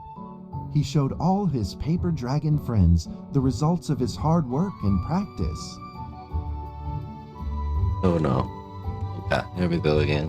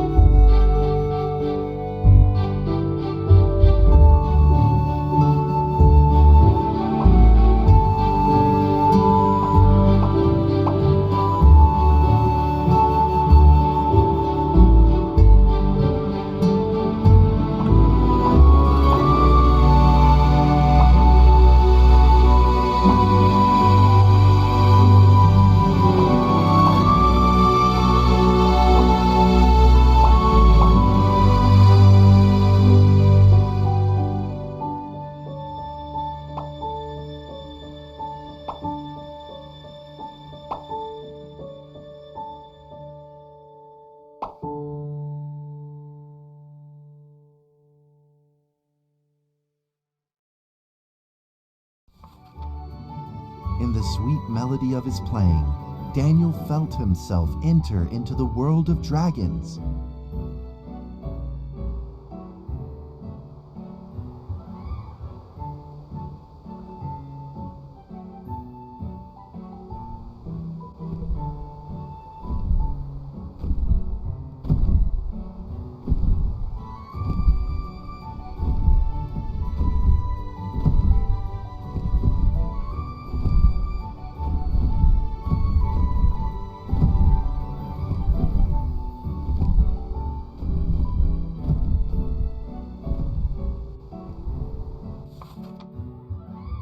The paper dragons merged into a long letter and floated down towards Daniel to tell their story.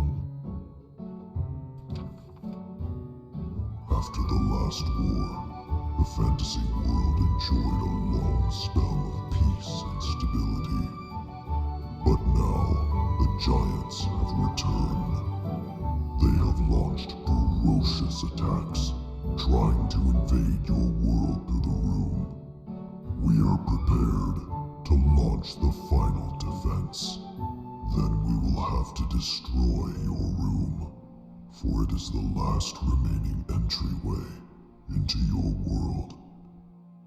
Please believe this farewell will only be temporary. We will not be apart forever, and we will never forget our eternal mission of protecting you.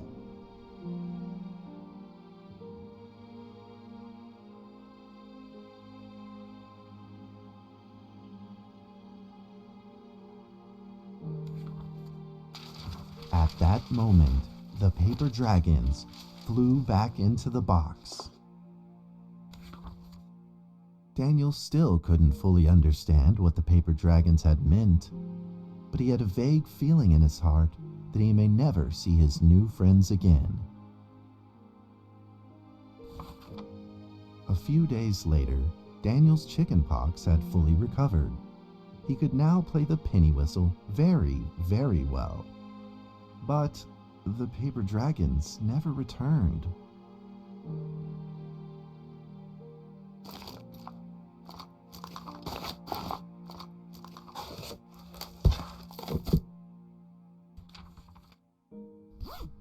Maybe it was time to leave and move on. Earthquake warning! Magnitude 6.2! A massive earthquake is hitting our town! All townspeople, please leave your houses immediately and move to safe open spaces! Just then, countless paper dragons shot from the cardboard box. However, it seemed like they were under attack, spinning and falling through the air in confusion. What's happening? Daniel quickly grabbed the stickers out from his bag and did his best to heal the injured paper dragons.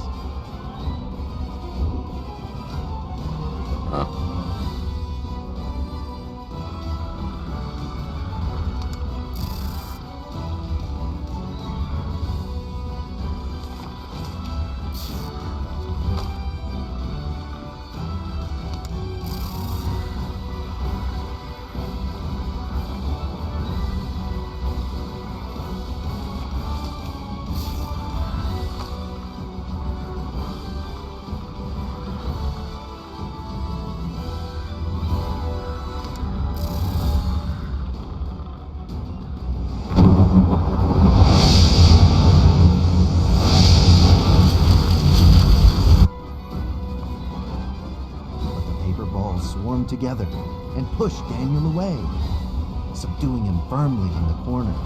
He couldn't move. Suddenly, ominous clouds rose from the box, and a violent lightning flashed through the room. The figure of a giant slowly emerged from the thick clouds, and the entire attic became overwhelmed with its evil aura.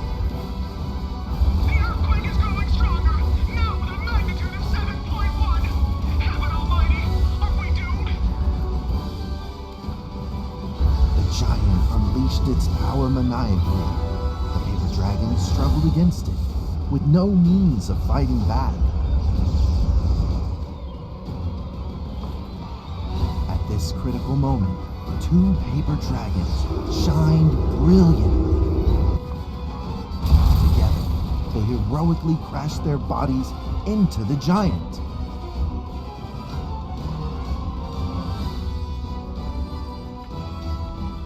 Daniel thought the giant had been defeated by the paper dragons, but soon he found that things would probably not be so simple.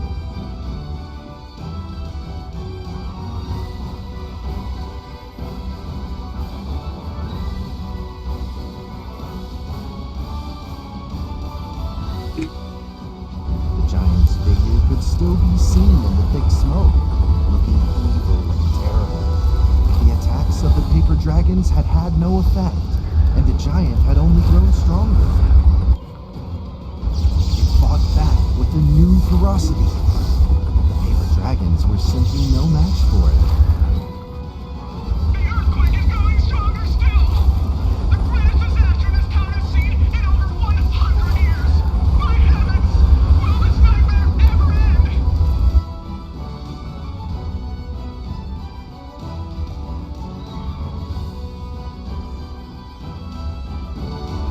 With the paper dragons now all but defeated, Daniel spotted a frail figure in the distance.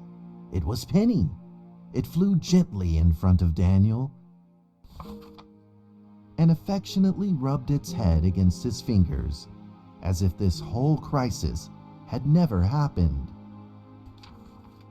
Daniel felt like Penny was trying to tell him something, but he didn't quite understand what.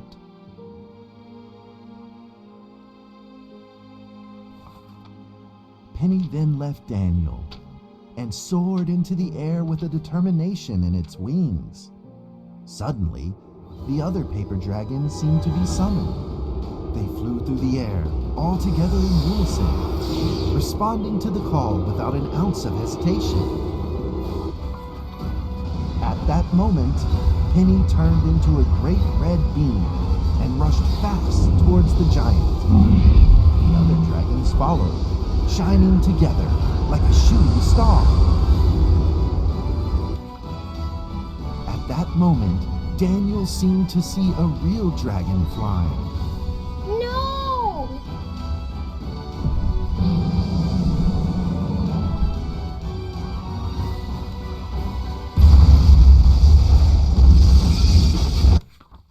The huge explosion from the impact drowned out everything else in the attic. The attic rained down with countless pieces of paper, the leftover scraps of the paper dragons. Daniel wanted to collect all of the pieces. He thought he could still fix them.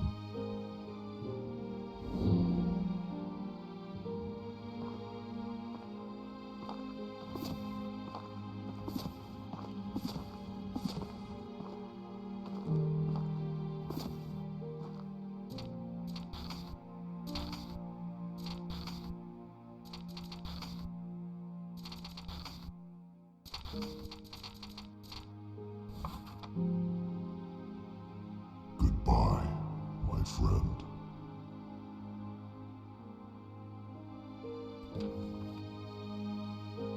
The nightmare is over. The earthquake has stopped. With God's mercy, our town is safe. We thank you, Lord, for your protection.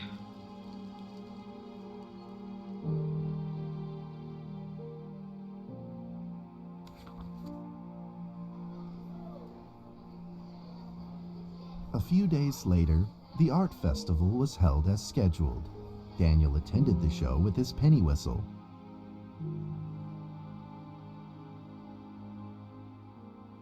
And now, Daniel Trevor will perform a penny whistle solo of a song titled Fly With Me.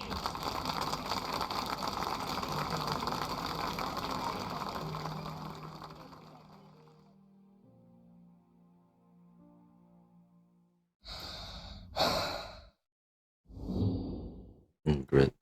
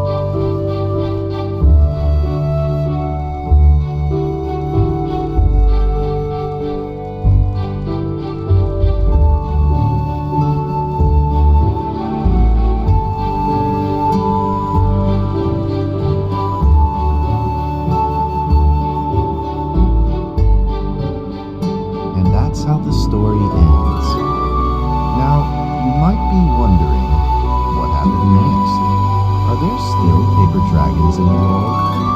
Well, that's a difficult question to answer. But I believe that they are still protecting us somewhere in this world, just like they promised they would, forever, into eternity.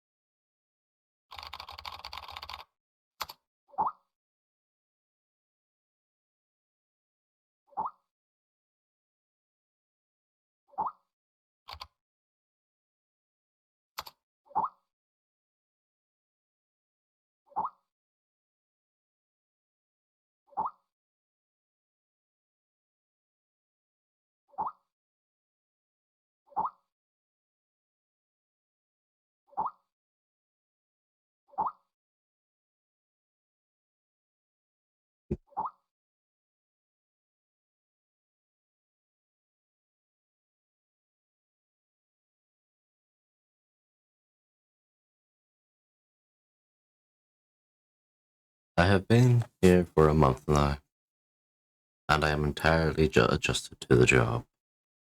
Though the content of my work is simply process archive files, it is work that will never bore me. A few absurd jokes aside, most of the archives are rather fascinating. I've been having hallucinations lately. I feel like someone is calling me, a voice low and uncertain.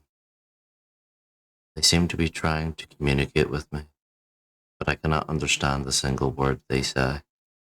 In fact, I'm planning on seeing a doctor, but Zoe told me it was the typical rookie syndrome and it would clear up in a few days.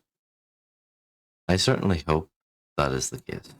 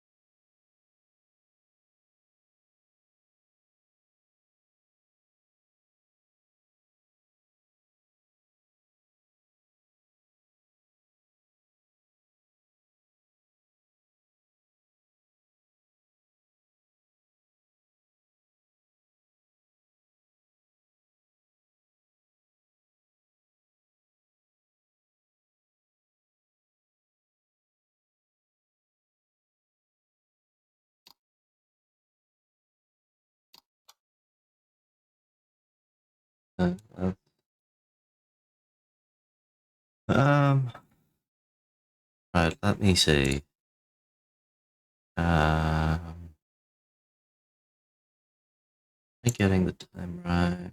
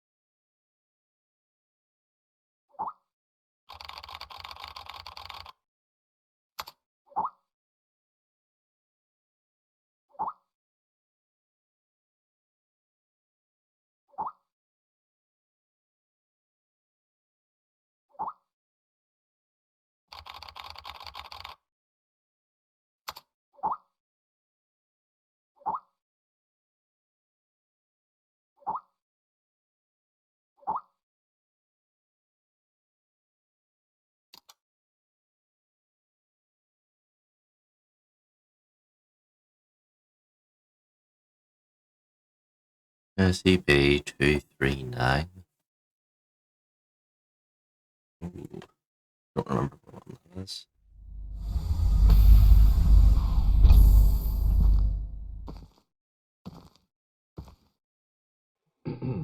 D6744, please provide your identification code according to the mission letter. 4 and 20 blackbirds. Tell me, Doc, when was the last time this rag on my head was washed? D6744, according to the 7th edition of the Security Regulation Amendment, you must first provide your identification code. Otherwise, you will be executed. Alright. 4 and 20 blackbirds baked in a pie. You're a real fan of these formalities. Everything's got to be right by the book with you. Oh, God. Fuck. Mike Donald, consciousness intrusion expert, former leader of MTF UP2, codename Spider. Now, level D personnel, number 6744. Enough with these damn formalities. Just what the hell you want me to do? D6744, do you know about the Witch Plan? I've heard the name, that's all. The plan is under the direct command of O5. Every last detail of the plan is protected by the strictest confidential terms. So what? D6744, what you're about to witness is top secret information of the Foundation. The hell is going on? A few hours ago, something went wrong with the Witch Plan experiment. The energy of the human anomaly, SCP-239, is out of control and has begun diffusing outward, disintegrating everything it touches. You guys seriously never cease to amaze me. SCP-239 is now a ticking time bomb. She could go off at any moment. D6744, I need you to enter the consciousness of SCP-239 to stop this bomb from exploding. The neural key is fully charged and ready to enter the target consciousness space. Begin the program. Consciousness begins to link. Start D6744, we don't have much time left. 3, 2, incise.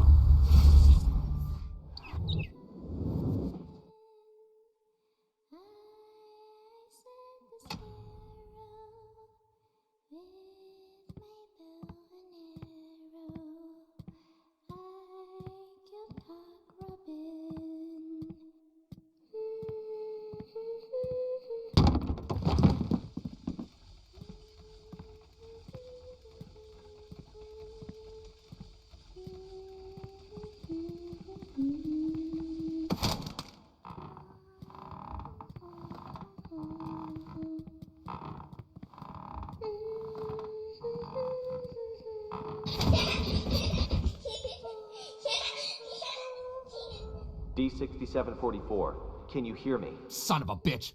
Fuck you! The situation is urgent. If you were still the way you used to be, you would have done the same. Hello there? Hey, wait! D6744, what did you see? A little girl, but she ran away when she saw me. That little girl is SCP-239. What else have you discovered?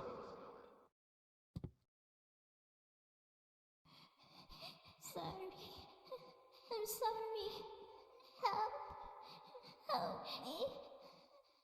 The girl's consciousness is severely damaged. That probably explains her total loss of energy control. Then how should we proceed?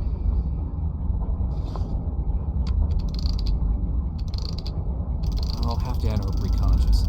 If there's a solution to this, it's gonna be in there. Good. D6744, you really are the right person for this mission. D6744, I must remind you, SCP-239 is no ordinary girl. She is uniquely dangerous. Do not forget. Yeah, I got it. I'm dangerous too, don't forget.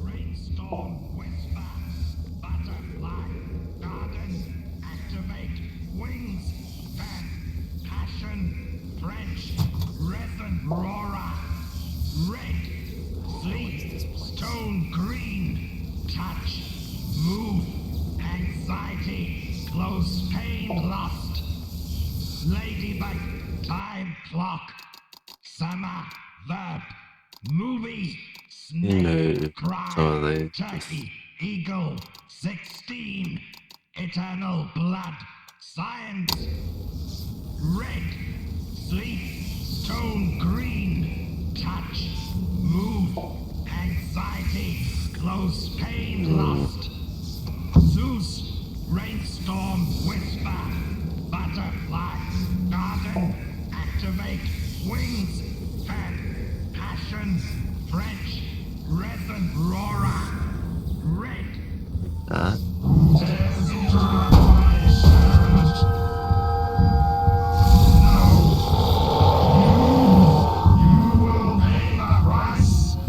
Holy mother of... Oh.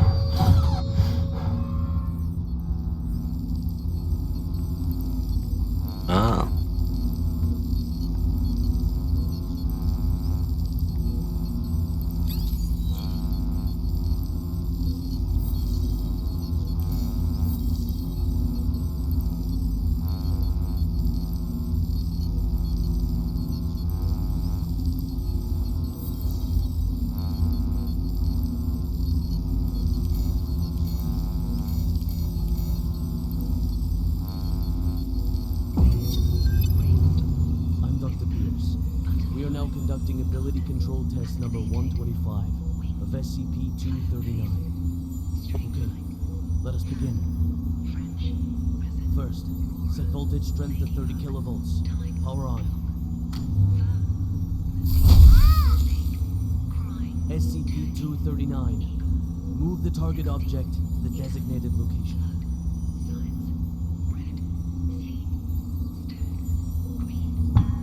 Ability control test number 125 has failed. The voltage intensity must be insufficient. I'll need a new test site, along with new equipment that can handle a greater voltage load.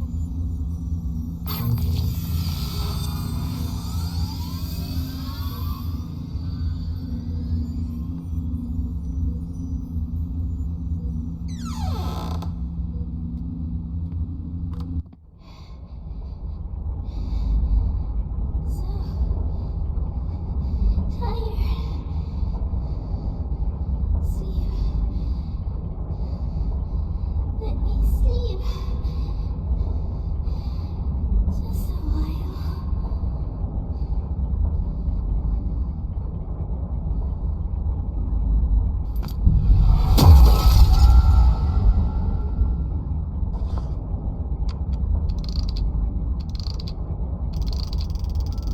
Bird's Nest calling D6744. Do you copy? Copy. The energy of SCP-239 is still diffusing outward. What's your situation? Situation's more complicated than I thought. I'm gonna need more time. Be quick about it. I got it. Quit rushing me.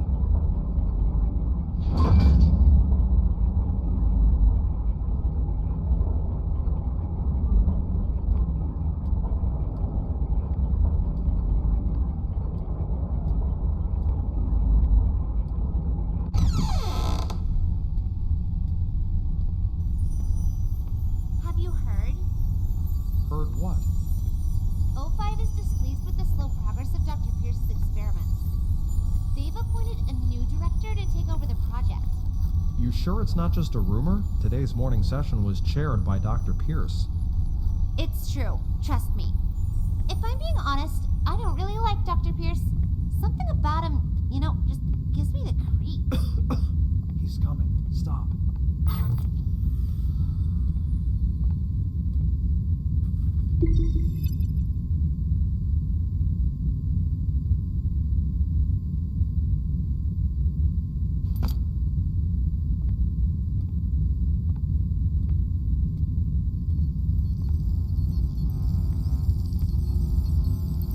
Oh.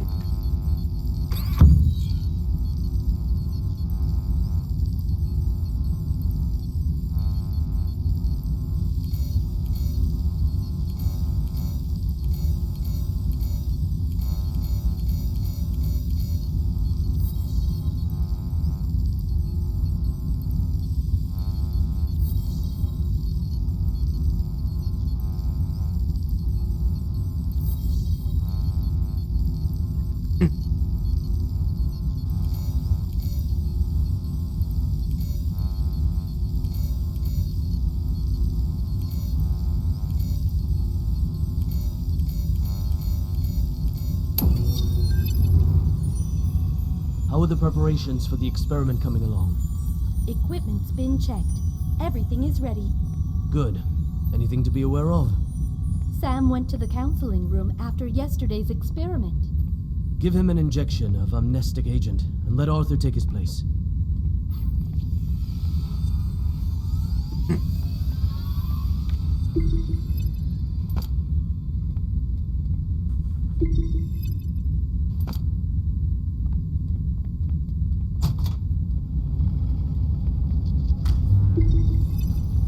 Try again. Set voltage strength to 250 kilovolts. Dr. Pierce, the heart rate of SCP-239 has now exceeded 160. Her physiological indicators are quickly approaching their limit. Perhaps we should consider pausing for a while. Pressurize. Set to 250 kilovolts. Go. Now. SCP-239. Pay close attention to my instructions. Crush that car in front of you.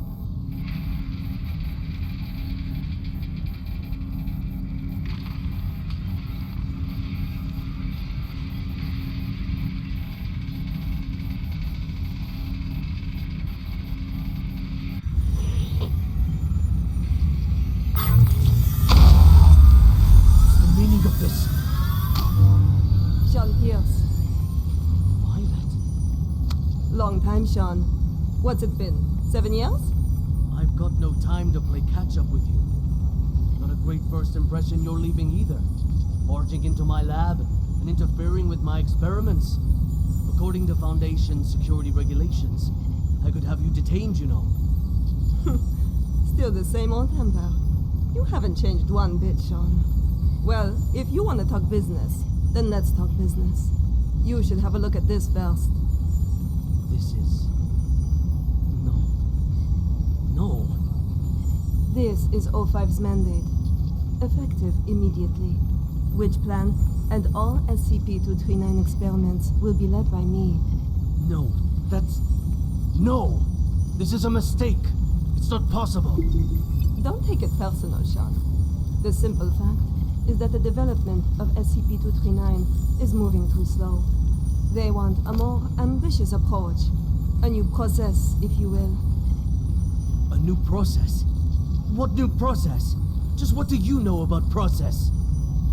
please. Violet, enlighten me. Sean, let us end our bickering with this. Victory comes to those who fight, and to those who last.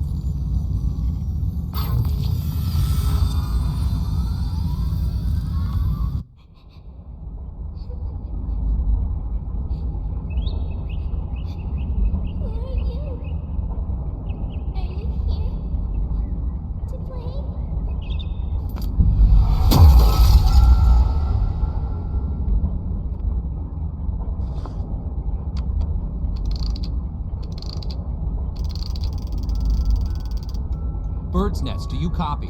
Copy, loud and clear. Just what exactly is Witch Plan? That's not your concern. Focus on the mission at hand. Stop the spread of energy diffusion released by SCP-239, and do it quick. Yeah, sure.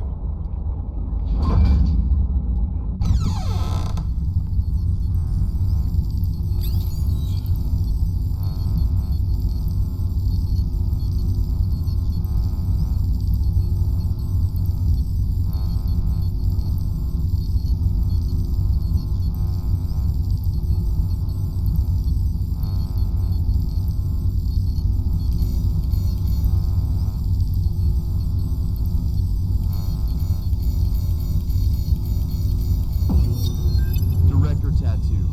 The storybooks and toys we ordered have arrived at C3 warehouse. Good. How's the containment room remodeling coming along? The bed and daily necessities are all in place. The demolition of the ARB potential development plan will be completed next. Good and good. Now, how about the formal meeting with our little princess?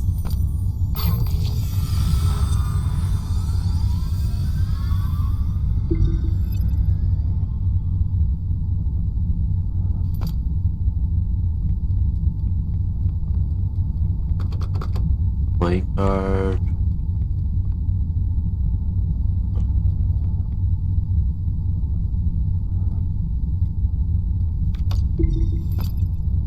There we go.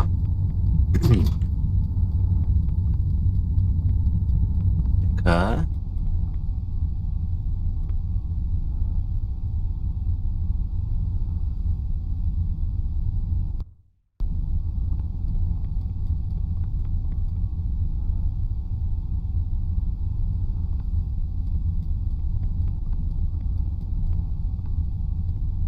Peter.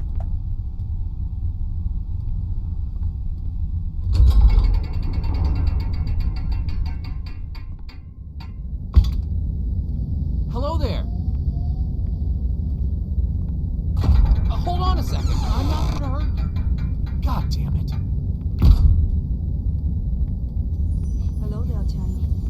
Are you having nightmares? Monsters. Monsters. Scared. Scared. When you feel scared, just close your eyes.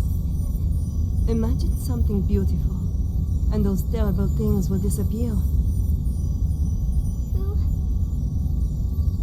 Who are you? My name is Violet Tattoo. You can just call me Violet. I will take care of you from now on. No one will hurt you ever again.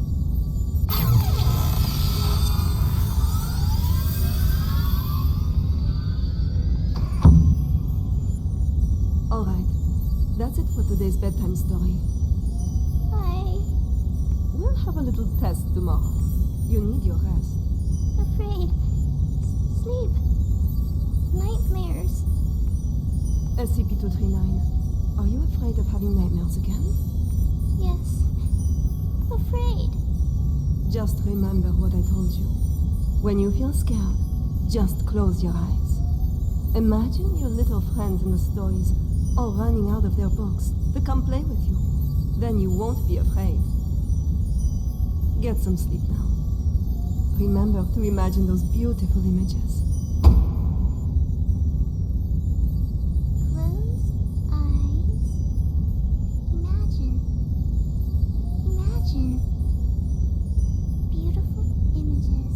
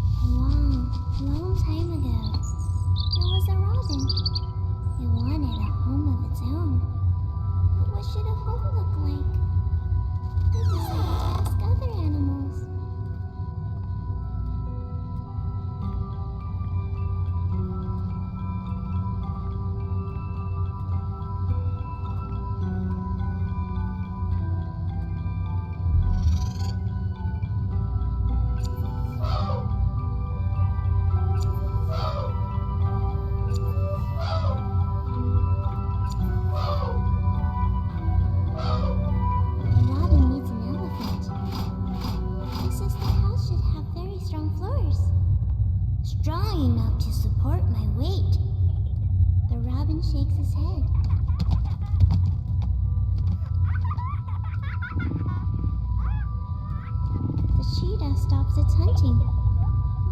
It pulls back and whispers, "There should be beautiful spotted curtains to block out the harsh sun." The robin shakes its head again.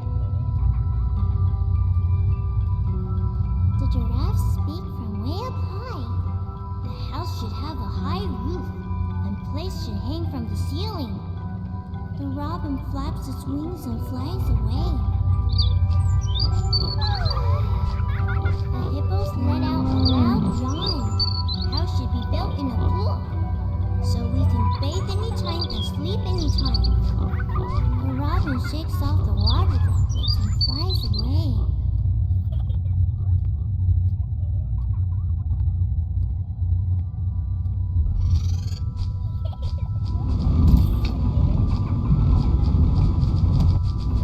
Happy bird.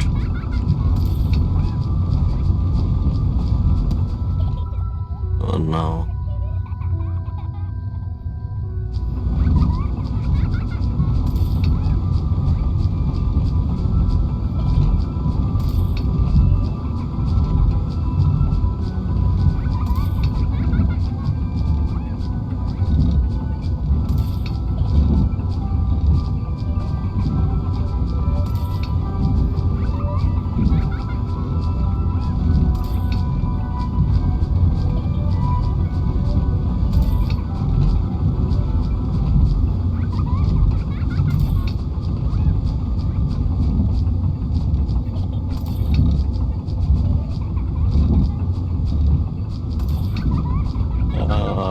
Why does it have to be Flappy Bird?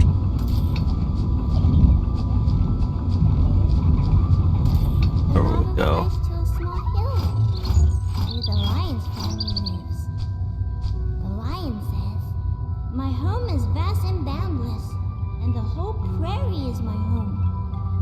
The robin shakes its head and flies away.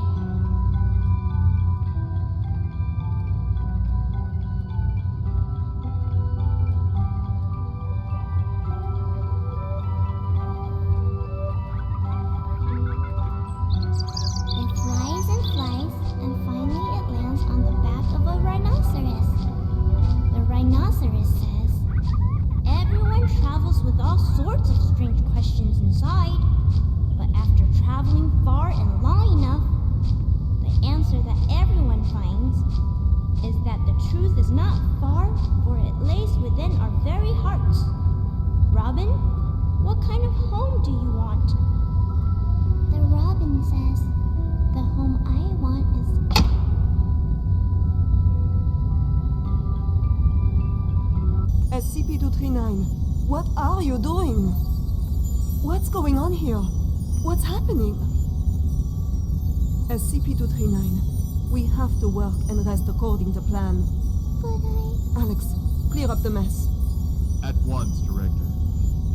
SCP-239, this is all for your own good. You must be obedient and complete tomorrow's test. After that, I'll give you a gift. A gift? All right. Back to sleep now, SCP-239.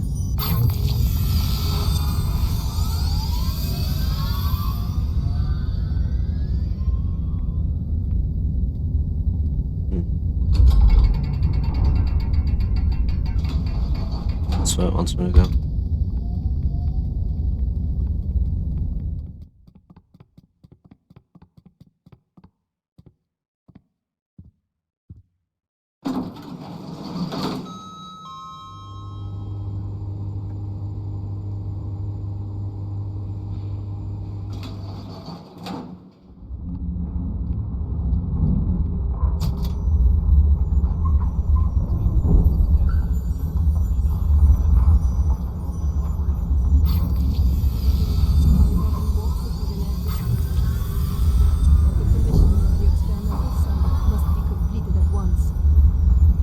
Presentation is next week.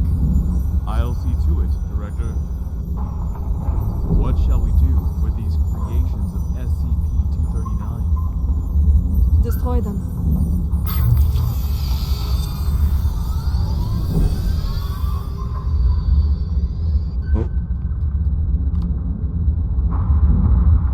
A gift for me.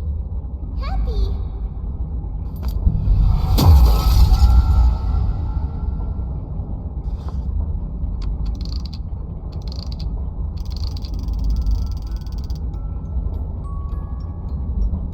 You there?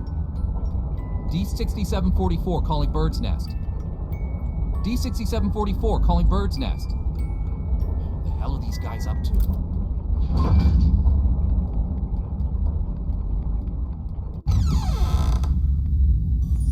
Director Tattoo. The experimental site has been fully prepared. The report may begin at any time. Excellent. If today's experiment goes smoothly, I will have full control over which plan. Go, check again to be sure that everything is in place. There can be no omissions. At once, Director.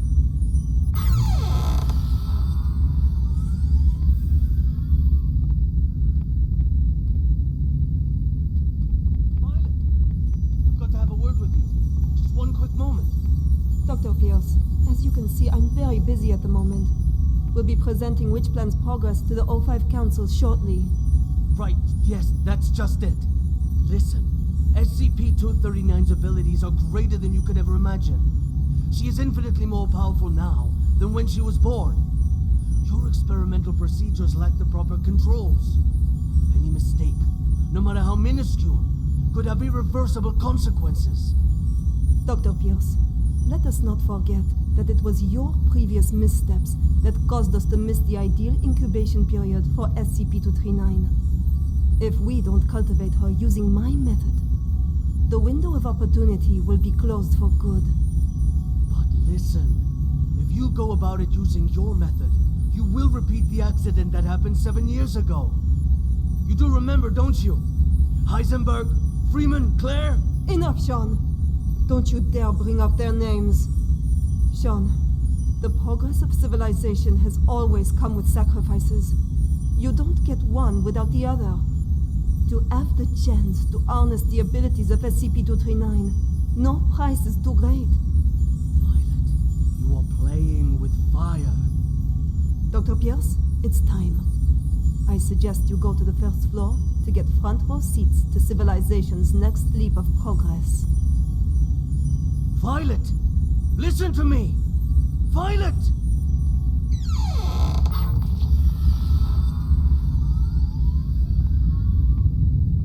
Oh dear.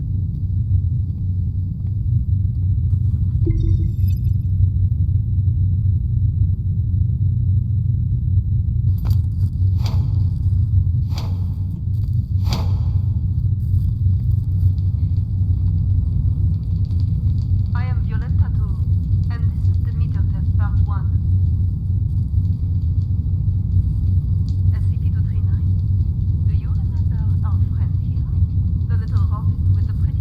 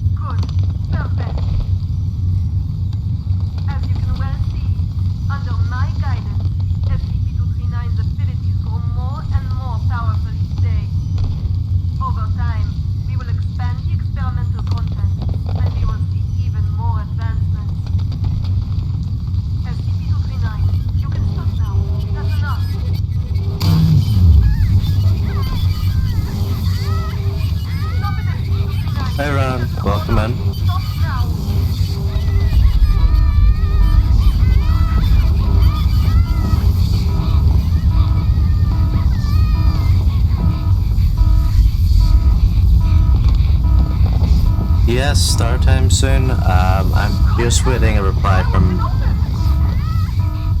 Trey. Sean, the backup door outside. Help me open it. Come on, quick.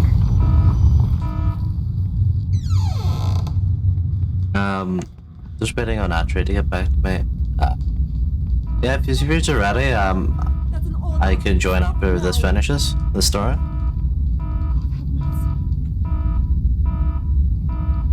God damn it! Why won't it open? Sean? Sean, the backup door outside. Help me open it. Come on, quick.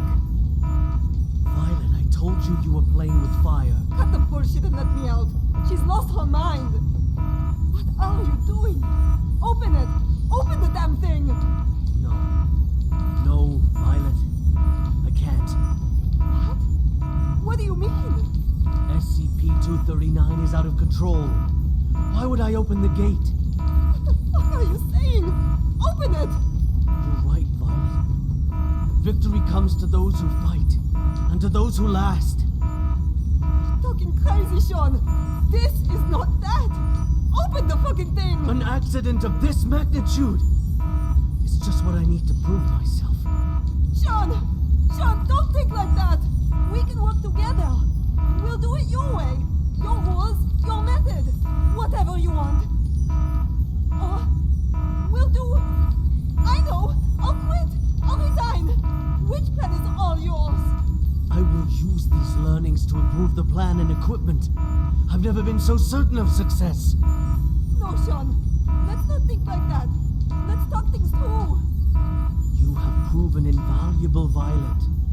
You will not die in vain. No.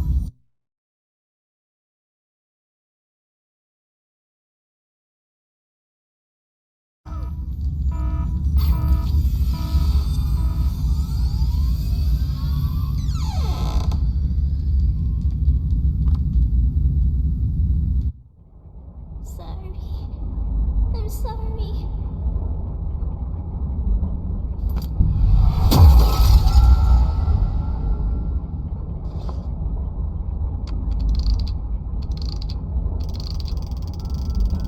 One more door, and then I am done. 744. The energy output is getting out of hand. How much longer? So this is the witch plan, huh? Are we anything more than tools to you?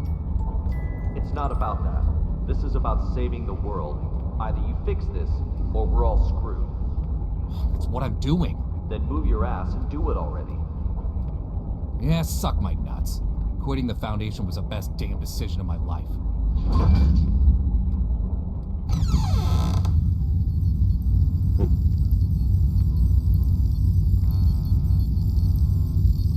My computer does not like this. Ooh.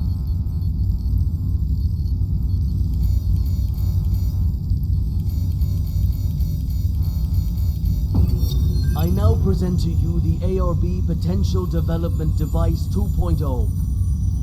This device is capable of not only better stimulating the potential of abnormal objects, but can also automatically turn on the respective electric field control, so long as the abnormal objects exceed the preset amplitude. This will ensure that the experiment is foolproof, with zero chance of runaway. The tragedy of Directed Tau 2 cannot be repeated. We must learn from our mistakes. We must not forget the enormous power of SCP-239. And we must treat security as a top priority. Otherwise, all of this will be for nothing. Do not forget the credence we live by. Secure, contain, protect. This we must uphold at every turn.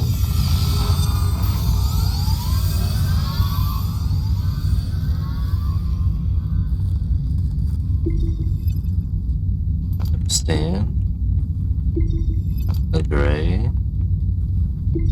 Agree. Agree. Huh.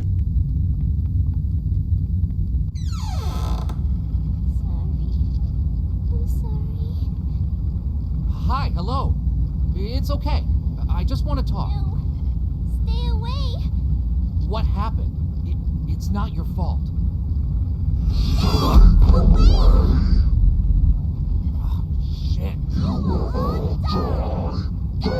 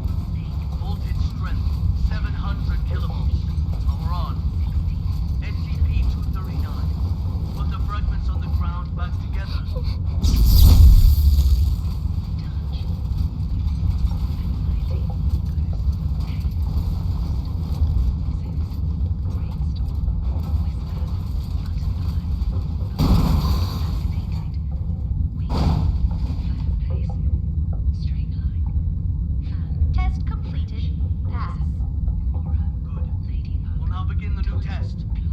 Experiment 3. Creation test. Pass rate indeterminate.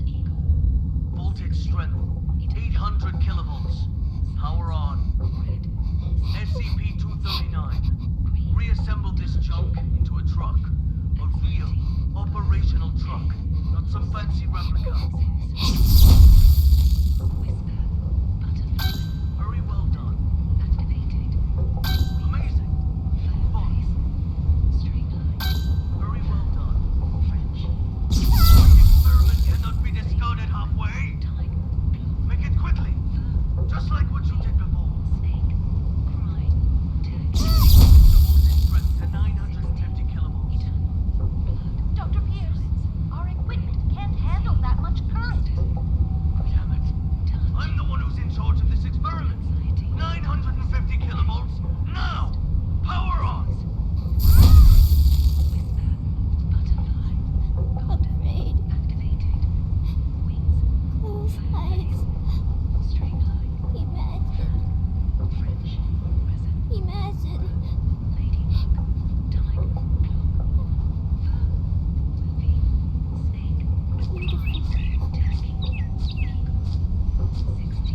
Beautiful. Images.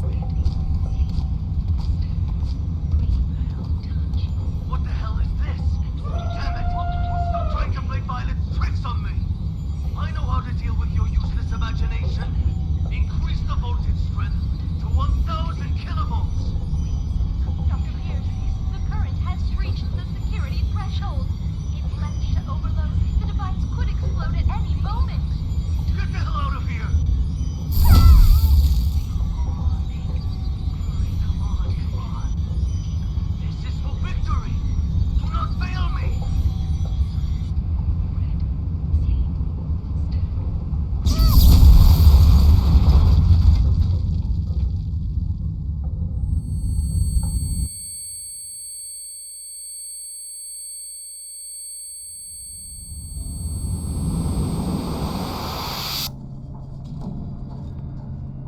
There.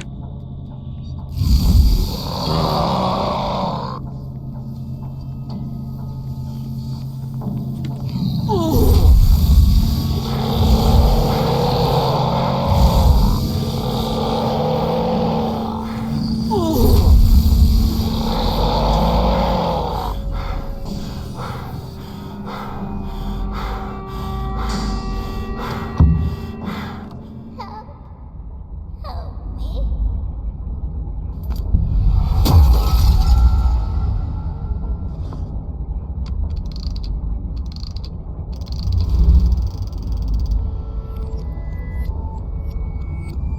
D-6744. Nicely done. Hold on. The outflow of energy of SCP-239 has subsided and is now beginning to dissipate. We have regained control. Just hold on. Again, a job well done. The synapse is now ready to be disconnected. Can you just hold the fuck on and listen for a damn change? What's the matter? The problem hasn't yet been solved. She's still lost deep in her mental anguish. That's not our concern. The crisis has been averted. Innumerable lives have been saved. Your mission is complete. My mission's not complete until she is stable. Compassion in times of desperation leads only to the destruction of yourself. 3 minutes. You owe me that much. For all this, you owe me. I can enter her subconscious and fix this. 3 minutes. Very well. I'll disconnect the synapse in 3 minutes. If you're not back, then so be it. I will show no compassion.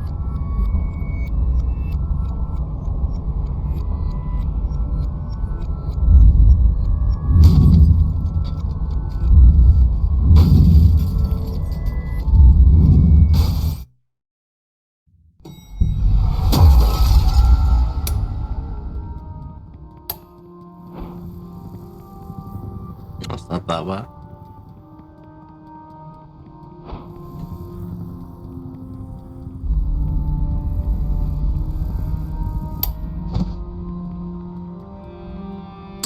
The amniotic fluid has broken. Send to delivery room 2.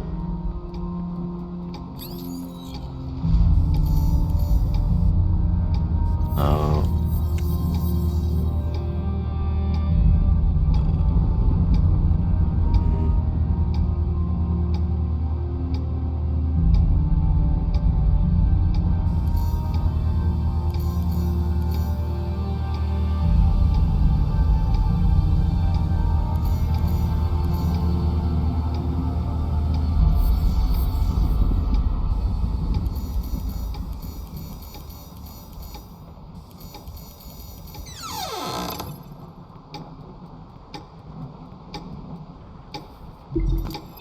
Good.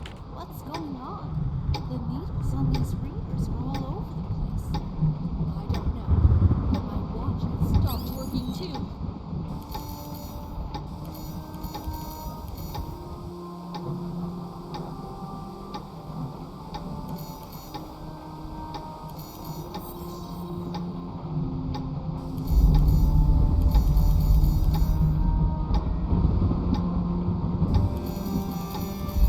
Maternal dystocia, profuse bleeding. Send to operating room now.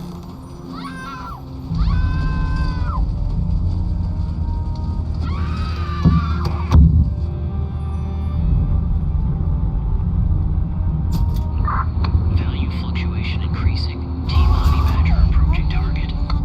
Blood pressure normal. Hemostat, gauze. Target confirmed. Containment operations ready. Excellent. Operation Witch Hunt commence.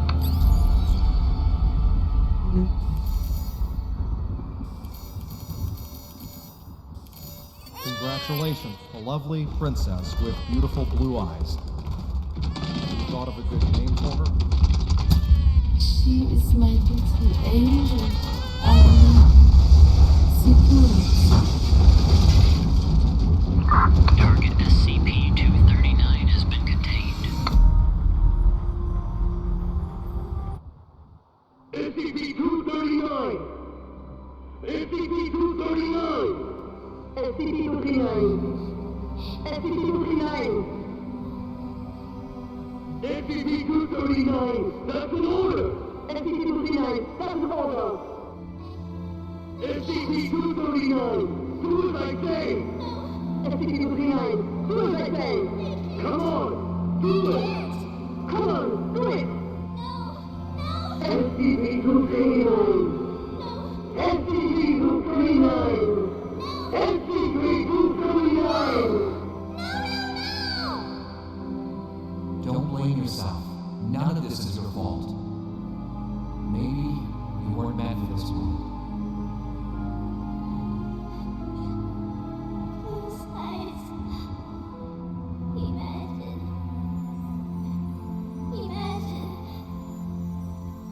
Beautiful. Images.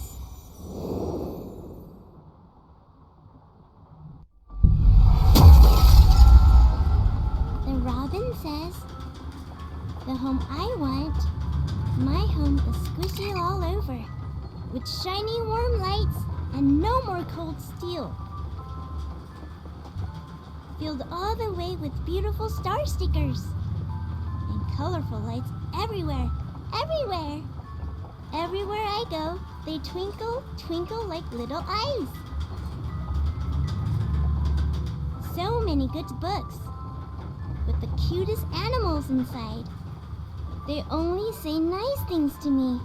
They always want to chat with me. So many beautiful decorations, a soft bed, mountains of toys. I can play all day, anywhere I want. I'll have my favorite toy, a beautiful carousel.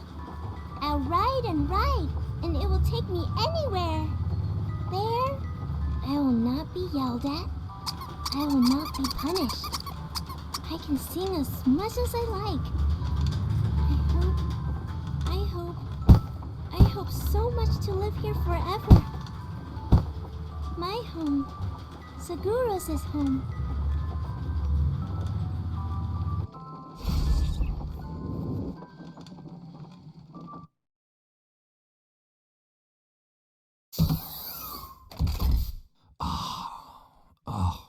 My head. Take a deep breath. Just some minor side effects from the force disconnection. She's not coming back. What? In the end, she chose to shut off her subconscious. She'll sleep forever, like a plant. Maybe that's for the best. Anyways, our primary concern is the incident report. It'll require some brainstorming. Not my concern. I'll arrange for someone to take you back. See you on the next mission. Not in this lifetime.